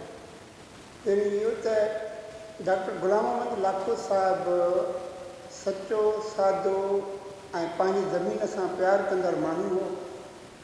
अलाह ताला अहिड़नि माण्हुनि खे ॾाहप बि ॾिए थो, सम्झ बि ॾिए थो, जाखोड़ जी सलाहियत बि ॾिए थो, पर उन सां गॾु हिकिड़ी ॿी बि सेवा अलाह ताला ॾात ॾिए थो त उहो इल्मी ख़ैरख़्वाह बि थियनि थो। जेको बि उन्हनि वटि वञे थो उहो हर कंहिंजी जेको आहे उहो इल्मु उन्हनि ताईं पहुचाइण जी कोशिशि कंदा आहिनि। मां मुंहिंजो राब्तो ईअं थियो त तारीख़ जे सिलसिले में हिकिड़ो आर्टिकल लिखां पियो त पोइ डॉक्टर साहिब जन सां एतिरी मुंहिंजी कोन ई ॼाण सुञाणे अॻु ईअं हिकिड़ो प्रोफेसर आहे, दोस्त आहे, जूनाजी जो हुयो, डॉक्टर ग़ुलाम गचल साहिबु, उहे सिंध यूनिवर्सिटी में हुया, उन्हनि जे ज़रिए डॉक्टर साहिब जन सां मुंहिंजी मुलाक़ात थी त पोइ ईअं जेको आहे शुरू थियो। पोइ जॾहिं बि मां जामशोर वेंदो हुउमि, लंघंदो हुयुमि, लाड़काणे वेंदे या ॿिए तरफ़ वेंदे या हैदराबाद वेंदे पोइ फ़ोन कंदो हुउमि मां त टाइम ॾींदा हुआ त पोइ इहो वेंदो हुउमि, पोइ हुनजे इल्म मां फेस कराईंदो हुउमि। MS पंवर साहिब जन जी ॻाल्हि निकिती त MS पंवर साहिब जन जे आर्टिकल आहिनि हिकिड़ा हिस्टोग्राफी जा हुया। पोइ उहे सनी पंवर साहिब डॉक्टर लाखो साहिब जन खे अलाह उन्हनि खे जन्नत नसीब करे, उन्हनि खे चयूं त हीअ कंहिंखे कमु ॾियूं त डॉक्टर लाखो साहिब जन जी कर्म जी नज़र मूं ते पई, अलाए मूं छा ॾिठमि या कीअं बहरहाल उहो मां एडिट करे ऐं प्रूफ रीडिंग करे सॼो मुसद्दो ठाहे डॉक्टर साहिब जन खे ॾिनो त डॉक्टर साहिब जन उहो ॾिसी ऐं उन में ॾाढी जेको आहे पोइ उन में यानी रेफरेंस वग़ैरह ॾिनऊं, सभु कुझु ॾिनऊं। पोइ चयूं त हाणे ई छपायूं था। मां मुखालफ़त कईमांनि, मां चयां न इहो न छपजंदो, मुंहिंजे नाले ते न छपजंदो। चई छो? मां चयां हिन में मुंहिंजो कमु घटि आहे, वधीक कमु तव्हांजो आहे, जेके तव्हांजा रेफरेंस ॾिनल आहिनि। जेकॾहिं हिन में तव्हांजो नालो न आयो त पोइ इहो न छपजंदो जेको आहे, या त मुंहिंजो नालो न छपराए, बसि पोइ सनी पंवर साहिब जो नालो छपराए। पोइ उन ते डॉक्टर साहिब जन राज़ी थिया। पोइ असां ॿिन्ही जो उन ते नालो आहे, पर नालो वधीक कमु आन सिंध उनजो नालो आहे, उन ते वधीक कमु डॉक्टर साहिब जन जो थियल आहे। त इहे आहिनि सारोणी। ॿिया वॾा किसा आहिनि, वॾियूं आहिनि ॻाल्हियूं। ऐं उन्हनि खां अलावा हाणे MS Panhwar institute of Sindh studies क़ाइमु थियो आहे हिन में जामशोर में। त उन में बि डॉक्टर गुलामत लाखो साहिब जिन जो वॾो किरदारु हो क़ाइमु करण में। ऐं सनी पंवर साहिबु, MS पंवर साहिब जे सिलसिले में जेका बि ॻाल्हि थींदी हुई त उन में गाइडेंस डॉक्टर लाखो साहिब खां ज़रूरु वठंदा हुआ, इन में कोई शक कोन्हे।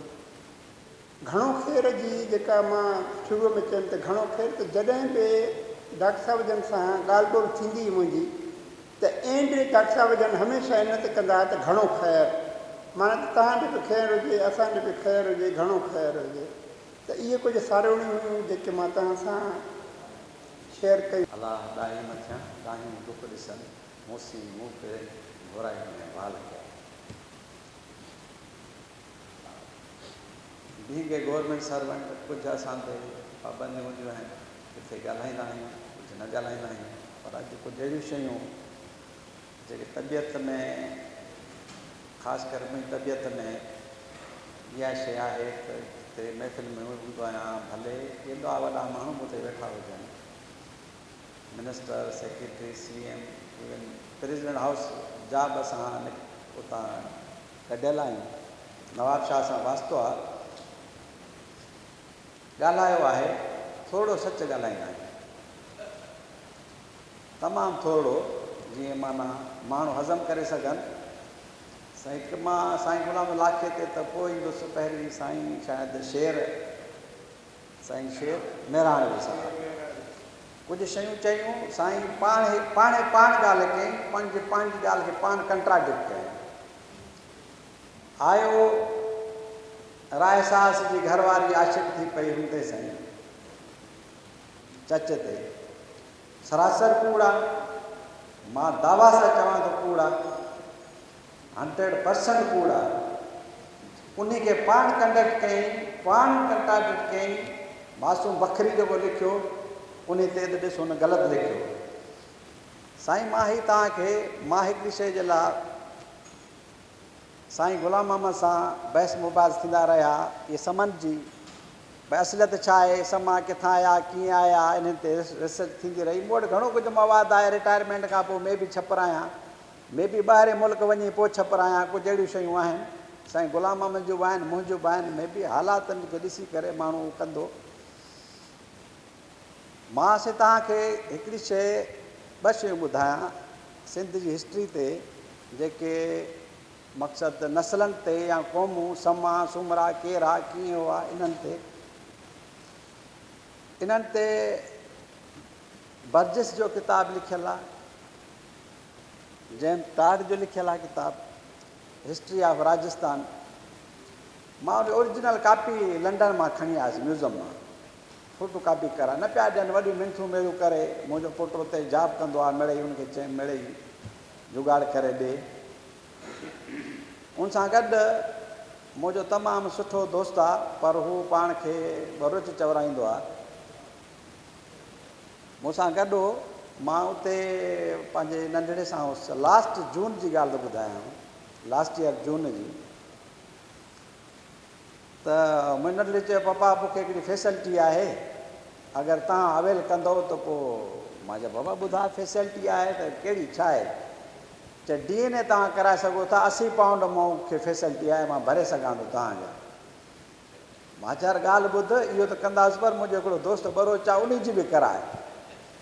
उन जा मां त 80 पाउंड भरियां न, माना उहो ॾिसो सोकाल्ड हिकिड़ो माण्हू, हिकिड़े मां फ्री माण्हू थी वञे, ॿी ज़ात जो थिए, उहो थो चवां। साईं माफ़ु कजो, मां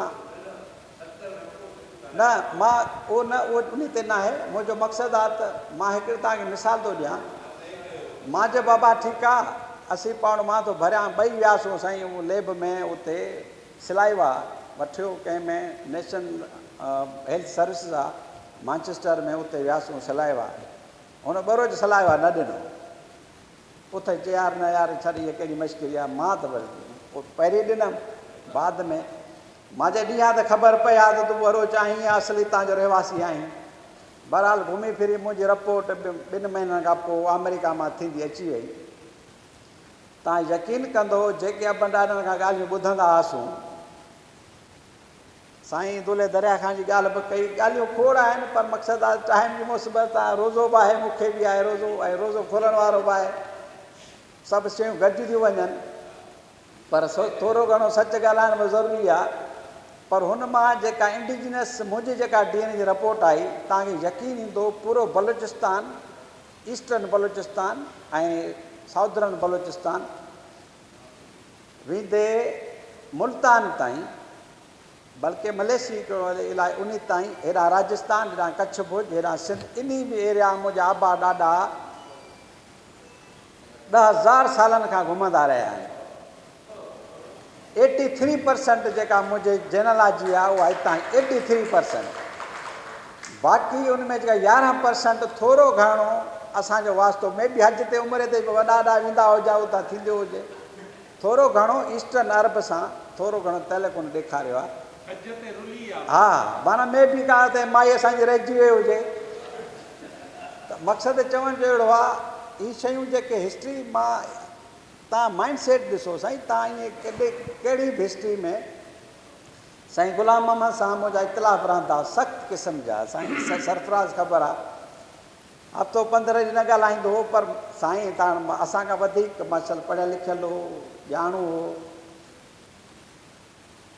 मां असल में ट्रैक ॿिए ते अची वियुसि, उते ई रहणु चाहियां थो। साईं ग़ुलाम मोहम्मद जा हवालो तव्हांखे पोइ ॾींदुसि, उन जी मक़सदु उन जे नाले सां असां गॾु थिया आहियूं। सो चवण जो मक़सदु इहो आहे त हिस्ट्री, का बि हिस्ट्री तव्हां ॾिसंदो, कहिड़ो बि किताबु, चचनामो खणो, कहिड़ो बि खणो, फिरदौसी जा खणो, शाहनामा खणो, अरबनि जा खणो, अरगोननि जा खणो, जेके असांजा हिते मुस्लमाननि जा लिखियलु आहिनि। हाणे साईं मोहम्मद बिन क़ासिम, हाणे साईं राजा ॾार भलो, मुबारक अली डॉक्टर मोहम्मद लिखे थो, हाणे साईं इवन डॉक्टर मोहम्मद अली मिर्ज़ा, ईअं सर सैद अहमद ख़ान, बाबा राजा ॾार भलो, बाबा हाणे छो था चओ? हाणे इन करे चओ था थिए, दुनिया जेका आहे न, हे सोशल मीडिया जी दुनिया आहे। तव्हांखे किताब रखे अलमारी में न आहे रखिणो। हिकिड़ा पढ़ंदा, ॿिया पढ़ंदा, असांखे पढ़ायो वेंदो। भई पाकिस्तान उन ॾींहुं क़ाइमु थियो जॾहिं मोहम्मद बिन क़ासिम सिंध मड़े, पोइ त या पुटो त पहिरीं त हे त सिंध में त मौजूदु हुआ, अरबनि जूं कॉलोनी मौजूदु हुयूं, ठटे में देबल मस्जिद अञा ताईं मौजूदु आहे। अञा ताईं इवन हिकिड़ी मस्जिद गुजरात में मौजूदु आहे, तव्हां नेट ते ॾिठी हूंदी, गुजरात में मौजूदु आहे मस्जिद आहे, जंहिंजो क़िबलो जेको आहे बैतुल मुक़दस ॾे आहे। इहे भई मुस्लमान पहिरीं आया हुआ न, हुज़ूर सल्लल्लाहु अलैहि वसल्लम ज़माने में आया। असांखे टोटल ग़लति पढ़ायो वेंदो आहे, टोटल ग़लति सम्झायो, माइंड सेट आहे। असां ॿी ॻाल्हि तव्हां सां मां कयां, तमामु हॉट टॉपिक हले थो सोशल मीडिया ते अॼुकल्ह। कर्नाटक जे वज़ीर आला ऐलान कयो आहे त भई असां जेके आहियूं तमिलनाडु वारा असुलु मोहन जे दड़े जा वारिस आहियूं। हाणे ॿुधायो, $10 मिलियन इनाम रखियो आहे त भई इहो मूंखे पढ़ी ॾेखारियो। इहो हाणे ॿुधो, इहा थ्योरी टोटल ग़लति आहे। मां यूनिवर्सिटी में पढ़ंदो हुउसि, उन वक़्तु मां चवंदो बाबा दरावारूं थ्योरियूं साईं मंज़ूर सोलंकी सां सदाईं जहिड़ो थींदो यूनिवर्सिटी में। मां चयो बाबा माछी, मलाह, मेमण, जेके मेमणनि में सभु ज़ातियूं अची वियूं, जेके मुस्लिम जे शेखनि में सभु ज़ातियूं दीवाननि जूं अची वियूं, त असां समननि जूं सूमरनि जूं सभु ज़ातियूं जेके अरबनि तौरु मुस्लमान थिया त उहे सभु मेमण थी विया। सोच उन जो कहिड़ी ज़रूरत पई आहे हुनखे। हाणे ॾिसो, सोचण जी ॻाल्हि आहे, हू साबित थो करणु चाहे त असां एतिरा 10,000 साल पहिरीं जा मौजूदु आहियूं। तव्हांजो साईं महरगढ़, अॼु दावा आहे उते बरोचन जी उन बाबा त हाणे हो किथे जो तव्हांजो महरगढ़ आहे। मां त हिस्ट्री अल मावर्दी जो बुक थो हींअर बि उर्दू बाज़ार में अल बलोच, बलोच न अल बलोच, टोटल 40 कबीला आहिनि बरोचनि जा। उहे ॾिसो उहे कहिड़ा आहिनि। गुल खान नसीर ॻाल्हायो आहे 40 कबीलनि ते ॻाल्हाए, ॿिया कबीला आहिनि कोन। भई तव्हां बरोच आहियो, वॾा सरदार आहियो, तव्हांजो भई जाम निज़ामुद्दीन ॾाढो कीअं थियो? मां अॼु बि उन्हनि खे चवंदो आहियां जेके बलूचिस्तान में दावा था कनि, जाम निज़ामुद्दीन ॾाढो कढो न हुनखे ॿाहिरि, इन करे ॾाढो थियो तूं जाम निज़ामुद्दीन सिंध जो बहाकारो बादशाह रहियो आहे, 50 साल सिंध जो सुनहरी दौरो। बहरहाल इहे शयूं आहिनि, दिलि ॾुखंदी आहे, कुझु महसूसु कंदा आहियूं, कोई ॻाल्हि थींदी आहे। साईं जी तारीख़ जी ॻाल्हि कई, साईं सां मां कॾहिं इतफ़ाक़ न कंदुसि, न को पहिरीं हुकूमत असांजी माछाणी जे जाम नंढे जे ज़माने में माछाणी जे करे मां गवर्नमेंट वई, टोटल इहे अरगोननि जा इहे ठहियलु ठाक अथव। जीअं मखदूम बिलाल खे वीचारे खे जुती में हणी उनखे गुस्तागी करे उनखे गाने में पीड़े वियो। बाक़ी रही ॻाल्हि साईं गुलाम अहमद जी, मां तव्हांखे इहो बि चवणु चाहियां, तव्हां हींअर जेको शौर जेका जाॻियो आहे न, शौर खे के रोके नथो सघे, हीअ सोच आहे, माइंड सेट आहे। मूंखे हिकिड़ी तक़रीर मरहूम रसूल पलीजे जी कसम अॼु ताईं यादि आहे ज़िंदगी में, हालांकि असां उनजो परे परे सां उन पार्टी सां वास्तो न हो। यूनिवर्सिटी में कंबर जा घणा साईं जा पार्टी में हुआ, कंबर तव्हांजा लाड़काणे जा तमामु घणा मेतला। सो न चाहींदे बि मूंखे दोस्त चयो SST जो, असां ॿी तंज़ीम में हुआसीं, SST में हो सिंधी शागिर्द तहरीक में, चांडियो साहिबु मूंखे वठी वियो, पर मुंहिंजा हुते साईं रसूल पली जो लेक्चर ॿुधी त मुंहिंजा दिमाग़ी, मां चयो हाणे हे छा, हेॾी ॾाहप, हेॾी ॼाण, मां चयो हे माण्हू पोइ किथे वेठा आहिनि। साईं जो हिकिड़ो लफ़्ज़ कंहिं तकरीर कई त बाबा हे हीअं आहे, हीअ अरबन जी तारीख़ हीअं चए, इहे कूड़ा अथव, कूड़ा कूड़े जा पुट अथव। इहो साईं जा लफ़्ज़ अञा ताईं मूंखे यादि आहिनि, पढ़ाॾो थी। इहे जेके लिखनि था न हिस्ट्री जे, साईं गुलाम अहमद छा कयो, साईं ॻाल्हि कई जेका साईं जी ॻाल्हि सां मां इतिफ़ाक़ कयां थो। साईं शेर शायदि मेराणी, भई मे बि बख्शल मेराणी जो माइट हुजे, मेराणो आहे इलाइक़ो आहे त उते थर में। सो चवण जो मक़सदु मुंहिंजो इहो हो त हिस्ट्री जेका आहे न, उहा हिस्ट्री टोटल ठगी ऐं बेईमानी आहे। हिस्ट्री जी साईं चयो त FIR कटराई आहे, साईं गुलाम लाख खे हिस्ट्री ते FIR न कटराई आहे, साईं गुलाम लाख खे हिस्ट्री जी केस विढ़ियो आहे। मां तव्हांखे साबित करे ॾियां थो, केस विढ़ियो आहे। 4 अहिड़ा किताब साईं छपराया, अॼु ॾींहुं ताईं कंहिं सिर्फ़ु सरफराज़ खे ख़बर आहे, उनजी फंडिंग मां कई, छपराया मां। जाम निज़ामुद्दीन ते पहिरियों किताब असां आंदो, उन 22 डिसंबर उनजी विसाल जो ॾींहुं आहे, ठटे में बाक़ाइदे वरसी करे उनजी असां 2022 में उनजी वरसी हुई, डिसंबर में। शशि पली जो साहिबा पाण उनखे चेयर कयो, उते किताब असां कयो। हिकिड़ो किताबु हुओ दुल दरिया खान में तारीख़ी जूं ठगियूं तव्हांखे त मां ॿुधायां। शहीद दुल दरिया खान ते किताब साईं चयो यार हिन मां हीउ कढो, मां इन में साईं जहिड़ो थींदो हिन मां हीउ न कढो। मां चयो भले डॉक्टर नबख्श बलोच जो जंहिं 51 में PhD कई, जेको थापियो वियो असां ते, हाणे थापो सिंध ते बाबा हाणे खां सूंड्रा, साईं दुल दरिया खान सूंड्रा जो लाशारी, अड़े बाबा लाशारी किथे हो, कबूलियो ज़ात जो, कबूलो पाढ़ियो, उनड़नि जो ख़ुदा जी मार पियो, किथां थियो, का प्रूफ हुजे, कंहिं लिखियो हुजे। इन करे तो लाशारी में कब्रिस्तान आहे बाबा। लाशारी में बि ॿ तबक़ा, हिकिड़ा लिशारी, हिकिड़ो लाशारी, हिकिड़ा असुल सिंधी आहिनि, जत आहिनि, ॿिया आहिनि। भई मोहम्मद बिन कासिम वक़्त में तव्हां हींअर ई पढ़ंदो चचनामे में समा, लाखा, चना, मेद ऐं ज़त। बाबा जत त मौजूदु आहे न, ईअं न त जत अॼु जा आहिनि, जत त मौजूदु आहे न। तव्हां पई आहे न, DNA कराइनि न, DNA कराए त बरोच आहे, सिंधी आहे, समाट आहे। डॉक्टर अयूब शेख जी महिरबानी जो असांखे अहिड़ो मौक़ो ॾिनई त ॻाल्हाइण जो मक़सदु चवण जो इहा आहे त दुल दरिया खान ते किताबु लिखियोसीं, तव्हां पढ़ी ॾिसो। लाखे फुलाणी ते किताबु लिखियोसीं, उन हिस्ट्री ते, समन जी तारीख़ उते खणी आयासीं, जेम्स स्टार्ट सभिनी हवाले ॾिनासीं। पर कुझु शयूं मूंखे पोइ वरी एक्सप्लोर मां कयूं, ॻोल्हियूं।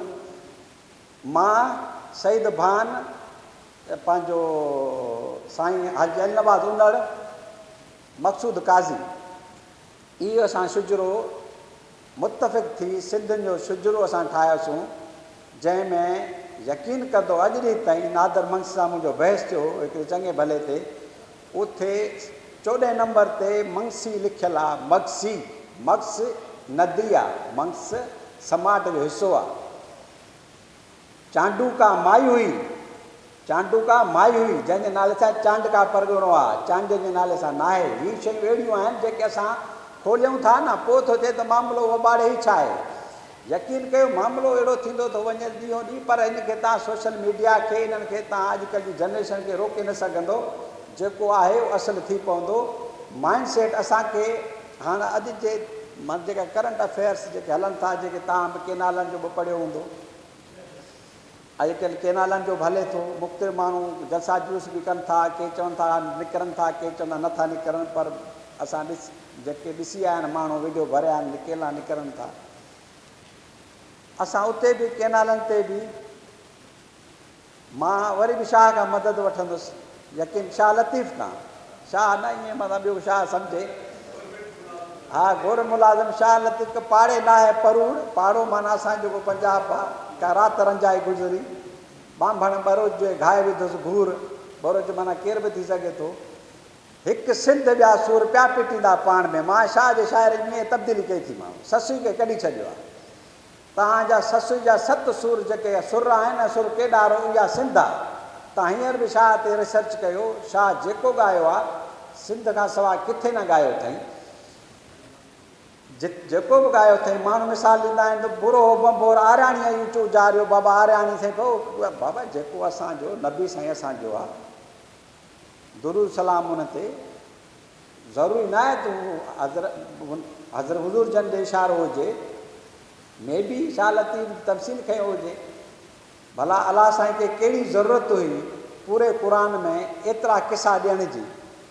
ॾाढे आदम खां वठी वेंदे हज़रत ईसा ताईं जॾहिं हुज़ूर सल्लल्लाहु अलैहि वसल्लम जन आया आहिनि, सभु क़िसा ॾिना आहिनि न, हिस्ट्री आई न हुन में। हिस्ट्री जो माण्हू खां रीज़न पुछो बाबा क़ुर में हिस्ट्री छो आहे, उहो तव्हांखे ॿुधाए थो बाबा अॻे क़ौमुनि में हे बुरायूं हुयूं, अॻे में हीअ थियो, हिन में हीअ थियो, हीअं तव्हां न कयो, ईअं क़ौमूं तबाह थियूं, तव्हां ईअं तबाह न थियो। हिस्ट्री जंहिं बि खई आहे तमामु सेंसिटिव इशू आहे। ऐं साईं जंहिंजो शागिर्दु हो, साईं असांजी छा राजद सां मुंहिंजी बि कचहरी, साईं जी बि, साईं गुलाम मुस्तफ़ा शाह, साईं जेको सिंध क्वार्टरली वारो, हुन सां बि साईं जे करे असांजो वास्तो हो। MH पवार सां हिकु ॿ मुलाक़ात मुंहिंजी, पर साईं गुलाम मोहम्मद सां मुंहिंजी पहिरीं, मां उन वक़्तु पढ़ंदो हुउसि 7 दर्जो। शाह लतीफ़ जी वरसी पिया मल्हायूं असांजे ॻोठु लाखाबाद नवाबशाह में। साईं आयो 1978 या 79 में, उन खां पोइ वरी शाह जी वरसी वॾे पैमाने ते ॻोठ में मल्हाईसीं, जंहिंमें सॼी सिंध अब्दुल वाहिद हारिस सर, चङा भला आबदा परवीन, उस्ताद मंज़ूर जी ॻाइणा वॾे पैमाने ते। मुंहिंजो मामो साईं मीर साईं लाखो इरशाद ओठो सुञाणे, वॾे पैमाने ते साईं जी वरसी थी। वॾा माण्हू आया, हज़ारे माण्हू आया हुन में। उन में साईं हिकिड़ो मकालो पढ़ियो त मां चयो साईं उन ॾींहं खां वठी मूंखे साईं सां थोरी उनसियत थी वई। मां चयो साईं खां सिखिजे, साईं सां वास्तो रहियो, साईं जे ॻोठ में ईंदा रहियासीं, साईं साहिब नंढनि सां सभु सुञाणनि। साईं जो जॾहिं बि कमु पवंदो सेक्रेटरी में मूंखे पवंदो, मां साईं मुंहिंजो थोरो साईं तारीफ़ करायो एंडोमेंट फंड सां। मूंखे सुञातो वेंदो आहे त भई फ़क़ीर लाखो कहिड़ो बाबा एंडोमेंट फंड वाक़ई हिकिड़ो ब्रेन चाइल्ड हो। It was created by doctor Hafeez Shaikh in 2002 and 3। हुन हिकिड़ो ठाहियो, उनखे पोइ मां हुनखे उरूज ते पुॼायो। 11 अरब जेके साईं चया, 11 अरब तव्हांजा PIB बांड में, पाकिस्तान इन्वेस्टमेंट बांड में 2034 ताईं इन्वेस्टेड आहिनि, केरु कढाए बि नथो सघे। हुन मां जेको प्रोसीडिंग ऐं प्रॉफिट मिलंदो आहे उहो डिस्पर्स कंदा आहियूं। हींअर मां सीट ते खणी न आहियां, पर उन जो टेक्निकल एक्सपर्ट आहियां। उहो फंड हलंदो रहंदो। असां हींअर ताईं 37,000 या 39,000 जे ॿार ग्रेजुएट करे चुका आहियूं ऐं पोस्ट ग्रेजुएट थी चुका आहिनि। हींअर CM साहिबु जेका चए आई, हिकिड़ो प्रोग्राम कल्ह चोॾींहुं हलियो न, चई आई टॉक फॉर सिंध। हिन में साईं 11,000 ॿारनि जो ज़िक्र कयो जंहिंखे स्कॉलर। ऐं तव्हांखे ख़ुशी जी ॻाल्हि ॿुधायां, पहिरियों दफ़ो सिंध एंडोमेंट फंड मां सिंध खां कढी ऑक्सफोर्ड यूनिवर्सिटी ते पुॼायो। 6 स्कॉलर, 2 स्कॉलर फीमेल जूं शहीद बेनज़ीर भुट्टो जे नाले सां, टे स्कॉलर शहीद बेनज़ीर भुट्टो जे नाले सां, 3 स्कॉलर शहीद ज़ुल्फ़िकार भुट्टो जे नाले सां। हर साल असांजे ॿार हितां टैलेंट IBA मां सिलेक्ट थी, IBA मां वेंदा, क्राइटेरिया IBA वारनि जी आहे। इहो जेको बि फंड ठहियो आहे, मां ॾिसो ही महफ़िल आहे, ॻाल्हियूं किथे वेंदियूं आहिनि, त फंड ठाहिण में मुंहिंजो को कमाल थी सघे थो, मुंहिंजी महिनत हुजे, पर हीअ सॼो जस या जेका बि आहे साईं मुराद अली शाह, साईं सरदार अली शाह या साईं ख़ालिद शाह जेके सेक्रेटरी आहिनि मूंसां मदद में रहिया आहिनि, उनखे न विसारणु घुरिजे। पर सभिनी खां वधीक मदद रही जस्टिस सलाहुद्दीन पंवर साहिब जी सलाम हुजे अहिड़नि माहिरनि खे जहिड़ा पुट ॼणिया जेको साईं हाणे जस्टिस हलियो वियो आहे सुप्रीम कोर्ट में जज थी वियो आहे उन्हनि जी महिनतुनि सां फंड थिया न त मूं में ग़रीब में हैसियत कोन्हे मां छा कयां मूंखे कॾहिं ॿार फिटो कंदा उहो लिखी वियो त मूंखे तव्हां ट्रांसफर न कंदा ऑडर करे वियो इन करे मां बिहालियुसि पोइ पंहिंजी मनमानी सां फंड में ॿई IBA रिटन ते इंटरव्यू IBA कराची वठंदी IBA सखर वठंदा ॿार सिलेक्ट थींदा साईं मूं वटि ईंदो रहंदो आहे कॾहिं नाराज़ थींदो कॾहिं वरी ख़ुशि थी वेंदो मुंहिंजो बाबा जेको कमु थियण वारो आहे जेके करे ॾींदा उहो थींदा जेको मेरिट ते न ईंदो हुन में लाचारी आहे हा मक़सदु साईं एजाज़ कुरैशी साहिबु वेठो आहे साईं खलील रहमान शेख साहिबु वेठो आहे साईं मेराणी बि डॉक्टर अयूब शेख जी महिरबानी जंहिं मक़सदु थोरो असां मां मक़सदु हिस्ट्री ते ॾिसो न बार बार इहो तव्हांखे असां साईं मिसाल ॾिनो थोरी नब्ज़ लुॾी साईं मिसाल ॾिनो हितां विया इंडिया में माण्हू उते असांजा सिंधी इहो साज़िश तहत सिंध जो ब्रेन कढियो वियो सिंध जो जेको ब्रेन या क्लासिफाइड क्लास हो एजुकेटेड क्लास हो कढियो वियो कंहिं माण्हू खे मरण जी त प्लानिंग हूंदी आहे वॾनि अंग्रेज़नि जी उन्हनि जो माइंड सेट हो अंग्रेज़ असांखे ॿुधायो आहे भई दरावड़ जी थ्योरी छाजी दरावड़ जी थ्योरी अंग्रेज कॉलोनियल माइंड सेट आहे न अंग्रेज इहो हर फाते क़ौम साईं राजा ॾाहिर भेण सां शादी करे बाबा कॾहिं भेण सां कहिड़ी शादी छाजी शादी इहो कंहिं ॿुधायो अरबन ॿुधायो असांखे घुमी फिरी असांखे ॿुधाईंदा साईं असां अलाह खे मञो असां ॾिसो सिंध जा वारिस आहियूं सन्ना वसाइल आहियूं सिंध जा रहवासी आहियूं इते रहणो आहे इते ई मरणो आहे इते ई दफ़न थियणो आहे इहा ई मिटी अलाह करे असांखे नसीब थिए बाक़ी साईं गुलाम मोहम्मद सां तव्हांखे यकीन न ईंदो त हुनखे ॾाहप जेका ॾिनी ऐं टाइम जे करे मां सम्झा रोज़ जो टाइम बि थींदो तमामु घणो ॻाल्हाइणो पर मक़सदु साईं एजाज़ कुरैशी साहिबु ॻाल्हाईंदा मां वरी बि शाह जी मदद वठंदो शाह लतीफ़ जी जंहिं मिटी मां ठहियो साईं गुलाम मुंहिंजो नवाब शाह जो दौलतपुर तालुके जो उन जखरो जस खरो ॿिया मिड़ाई अनीराए मिटी उन मागा असुली एतिरी इन मिटी एतिरी जंहिंमां गुलाम साहिबु ठहियो ऐं जेको सिंध खे ॾेई वॾी महिरबानी अयूब शेख साहिबु साईं खलील साहिबु ॿ असांजा दोस्त साईं सरफराज़ साईं फ़कीर मोहम्मद ऐं साईं ओठो साहिबु साईं शेर मेहराणी ऐं ॿिया असांजा तमामु मौज़िज़ दोस्त ॾाढी सुठी ॻाल्हि चइबी अॼु ख़ुशी ॻाल्हि कोन था चऊं पर सुठी ॻाल्हि आहे हिकु असां सिंध जे तमामु वॾे आलिम खे वॾे तारीख़दान खे अॼु यादि कयूं पिया ऐं हिन मौक़े ते अयूब शेख साहिब जी तमामु घणी महिरबानी जिन असांजे महिरबान दोस्त साईं लाखे साहिब ते ही मेड़ कोठायो ऐं सुठा दोस्त गॾु कयईं ऐं मूंखे लाखे साहिब सां मुंहिंजी वाक़फ़ियत दोस्ती ही त संदसि फर्ज़न त नंढड़ो ॿारु आहे सिंध यूनिवर्सिटी खां हुई जॾहिं पाण अची उते नौकिरीअ में गिड़िया मां अॻु ई उते हुउसि ऐं मां सीनियर हुउसि इकनॉमिक्स में तारीख़ जो शोबो ऐं इक़्तिसाद जो शोबो गॾु हूंदा हुआ त रोज़ानो लाख साहिब सां कचहरी थींदी रहंदी हुई पर जंहिं वक़्तु ॾिसबो हो त कंहिं न कंहिं धुन में लॻल को न को कमु माना शेर साहिब इहा हिकिड़ी वॾी ॻाल्हि आहे त हिकु माण्हू जेको पाण ईअं लॻो पियो हुजे असां तॾहिं पाण खे ईअं नौजवान सम्झंदा हुआसीं क्लास वरितो बाक़ी घुमणु फिरणु चांहि पीअणु या मथे लेडीज़ कॉमन रूम मां भॼी वेंदा हुआसीं उते जीअं थींदो पर हिन शख़्स खे मां ॾिसंदुसि त वेठो कमु कंदो इहा हिकिड़ो वॾो हाल हो ऐं उन सां गॾु ॿियो जेको इख़्तिलाफ़ु थी सघे थो पंहिंजी जाइ ते डॉक्टर मुबारक अली ख़ान पाकिस्तान जो वॾो नालो आहे जीअं बि आहे कंहिं इख़्तिलाफ़ त माण्हू जिन चयो पर उहो बि पंहिंजे मुंहं सां धुन सां पियो लिखंदो ऐं ग़ुलाम लाको पियो लिखंदो इहा हिकिड़ी वॾी ॻाल्हि न त असांखे अहिड़ा माण्हू घटि ॾिसण में आया यूनिवर्सिटी जो हाल कोन हो आउं ख़ुदि यूनिवर्सिटी में 30-40 साल रहियुसि प्रोफेसर थियुसि 21 ग्रेड वरितुमि पर पहिरियों दौरु असां बि घुमण फिरण में विञायो। सची ॻाल्हि आहे त उस्तादु कोन पढ़ाईंदो, मां पाण उस्तादु हुउसि, हिकिड़ो क्लास वरितोसीं, पर ग़ुलाम अहमद लाखो वक़्त ते पंहिंजी जाइ ते पहुचे ऐं कलाक खां वधीक टाइम ॾेई ऐं शागिर्दनि खे पढ़ाए। त इहा ॻाल्हि होली मशहूरु थी वियो आहे। हिकिड़ो ई प्रोफेसर आहे, नओं आयो आहे, वेठो पढ़ाए थो, इहा ॻाल्हि आहे त मूंखे ॾाढी ख़ुशी थींदी हुई। ऐं पोइ डॉक्टर साहिब सां असांजी थोरी साईं इहो अथव 82 इहो साल अथव, जंहिं 78 खां थोरो पोइ या इहो ई लॻभॻि, छो त मां हलियो वियुसि ॿाहिरि 76-77 में मां ॿाहिरां डिग्री करे मोटियुसि। पोइ लाखे साहिब जी एंट्री थी यूनिवर्सिटी में, त पोइ डॉक्टर साहिब सां पोइ कुझु इख़्तिलाफ़ डॉक्टर साहिब सां थींदा सिंध जे इशूज़ ते, पर उनजे बावजूदि बि लिखण पढ़ण जो कमु पोइ हिक ॿिए खे इनकरेज कंदा हुआसीं। चांहि जो कोप गॾु पीबो हो, डॉक्टर मुबारक अली ख़ान ग्रीन टी पीअंदो हो, हमेशह उन ॿी खीर वारी चांहि कोन पीअंदो हो, असां वरी खीर वारी चांहि पीअंदा हुआसीं ऐं ग्रीन।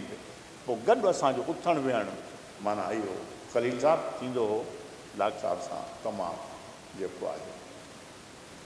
पोइ डॉक्टर साहिब खे मां ॾिसंदो हुउसि त पियो कमु कंदो हो ऐं तारीख़ ते केतिरा ई किताब जेके संदसि आया। ऐं पोइ आहिस्ते आहिस्ते डॉक्टर साहिब सां ई असांजी हिकिड़ी शनासाई वधी, दोस्ती वधी। पोइ मूंखे यादि थो पए त डॉक्टर दाऊद पोटे सिंध ते वॾो कमु कयो ऐं डॉक्टर लाखो साहिबु उन खां काफ़ी मुतासिर हो। डॉक्टर दाऊद पोटे खां पोइ साईं पीर सामीन राशिदी ऐं उन बि उहो कमु कयो, या उन खां अॻु में मौलाना दीन मोहम्मद वफ़ाई, मिर्ज़ा कलीज बेग, इहे जेके वॾा माण्हू आहे इन्हनि सिंध ते पंहिंजो सुठो कमु पे कयो।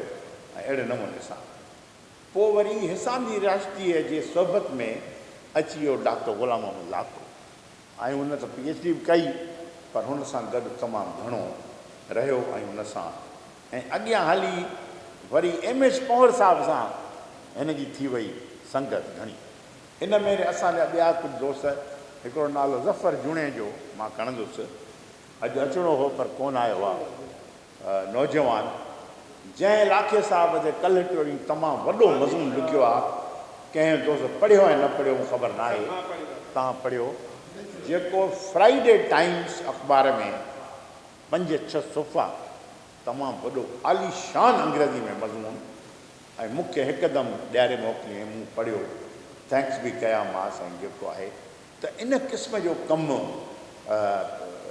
डॉक्टर साहिबु समन जी सल्तनत या ॿियो जेके दौर जेके तारीख़ जी पाण ॻाल्हि कईसूं, कलोड़ा दौर, उहो विच में वरी डॉक्टर साहिब खे इहो हो त बाबा माण्हू गॾु करे नौजवाननि खे तरबियत ॾिजे। इहो असां घटि अथव सिंधी माण्हू वटि, असां वटि इहो ॿिए खे इनकरेज करे, ॿिए खे अॻियां वधाए अचणु, इहो घटि आहे। सीनियर माण्हुनि में हुयो, डॉक्टर लाखे में इहा ॻाल्हि, इहा नोट करण जहिड़ी ॻाल्हि अथव त इहो उहो पंहिंजो कमु कंदो।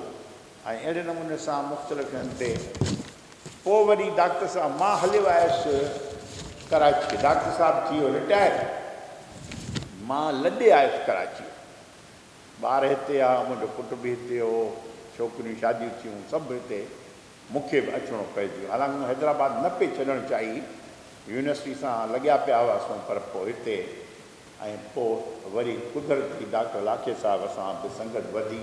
डॉक्टर साहिब जी वॾी कॉन्फ्रेंस कई सिंध जे तारीख़ ते, उहो वरी मूंखे बि दावत ॾिनी, मूं बि हिकिड़ो मज़मून पढ़ियो ऐं पोइ उहो वरी किताब 2 वॾा जुल्द मूंखे ॾियारे मोकिली पंहिंजी जाइ ते। त हिकिड़ो हाणे गुज़िरियल 10 सालनि खां डॉक्टर साहिब सां रेग्युलर ॻाल्हि ॿोल, 8 ॾींहुं 12 ॾींहुं फ़ोन, 15 ॾींहुं ख़त, मज़मून, मकालो, इहो डॉक्टर, मां डॉक्टर साहिब खां उत्साह वरितो। हलंदो आहियां सीनियर, मां बि मुंहिंजा 50-55 किताब थी विया आहिनि, पर तंहिंजे बावजूदि हुन माण्हू खां मूंखे उत्साह मिलंदो। उहो को तमामु पंहिंजी जाइ ते अॾोल माण्हू हो ऐं समझदार माण्हू हो, ऐं हुन जेको आहे सो इहो ऐं मकालात राशिदी हुन कयो, ॿिया किताब कई, पंवर साहिब सां त हुनजी तमामु घणियूं हुई। ऐं हफ़्ते में हिकु दफ़ो पोइ उते शाम जो चांहि ते गॾु बाहा, कॾहिं कॾहिं मां बि ईंदो हुउसि, पर पोइ उते कचहरी खिल भोग थकाव उहे तमामु, पर उहे सम्झो त इल्म जे हवाले सां, तारीख़ जे हवाले सां, ऐं उन में पोइ तमामु जेके सभु शयूं घणियूं ईंदियूं, त आउं सम्झां थो त मूंखे ताज़ो ई डॉक्टर साहिब सां मुंहिंजी ॻाल्हि ॿोल पे हली, ऐं मूंखे कॾहिं इहो कोन ॿुधाईं त पोइ तबियत ख़राबु आयसि या असां गॾु मूंखे चई त तूं मुंहिंजे कबट में सभु रिसाला सिंध क्वार्टर जा पिया आहिनि जेके ग़ुलाम मुस्तफ़ा शाह कढंदो हो, तूं अचु ऐं तूं उन मां सिलेक्शन कर ऐं किताबु छपाए। त उहो पंहिंजी जाइ ते मुंहिंजी ऑफर, पर हे त मां हींअर वियो हुउसि ऑस्ट्रेलिया, 2-3 महीना मुंहिंजी हिकिड़ी न्याणी उते आहे, मोटी आयुसि, डॉक्टर साहिब सां ॻाल्हि ॿोल थी, पर मूंखे इहो एॾी मूंखे ख़बर कोन हुई त ओचितो ख़ैर मौत त ओचितो थींदो आहे, इंसान खे ख़बर न अलाह जे तरफ़ां इहो सभु कुझु आहे। त डॉक्टर साहिब जो हीउ थियो ऐं तमामु घणो जेको आहे सो अफ़सोस बि थियो ॾाढो मूंखे। पोइ ज़फ़र सां ऐं जेके असां वेझा हुआसीं, हैदराबाद वेंदो हुउसि त ज़फ़र जुणे जो पंहिंजी गाॾी में वठी डॉक्टर साहिब वटि वेंदो हो जामशोरे, पोइ डॉक्टर साहिब वटि वरी चांहि बांहि पी कचहरी करे पोइ वरी उतां निकिरंदासीं।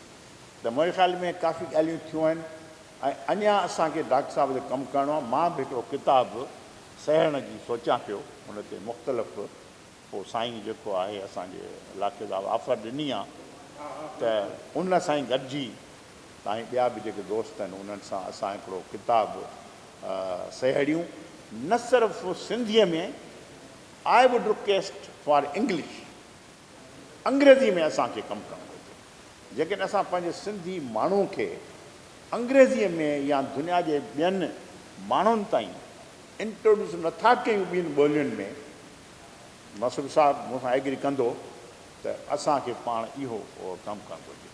ऐं आख़िर में त मां इहो चवंदुसि हुकूमत खां, जेकॾहिं लाखो साहिबु वेठो आहे, वेझो बि आहे हुकूमत जे या ॿिया जेके दोस्त, त डॉक्टर साहिब जे नाले में 2 चेयर्स क़ाइमु करणु घुरिजे।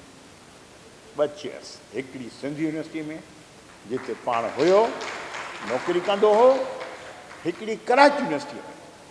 कराची यूनिवर्सिटी ते असांजो वॾो हक़ु आहे, क़ाइमु असां कई, असां माना सिंध जे माण्हुनि, जेका ज़ोरीअ लॾाए हितां हैदराबाद मोकिली वई, इहा कराची यूनिवर्सिटी। हींअर कराची यूनिवर्सिटी जी हिकिड़ी हिस्टोरियन प्रोफेसर आहे, नालो बि छॾियो थो वञे साईं हुमेरा, जंहिं 2 किताब सिंध जे तारीख़ ते कढिया आहिनि।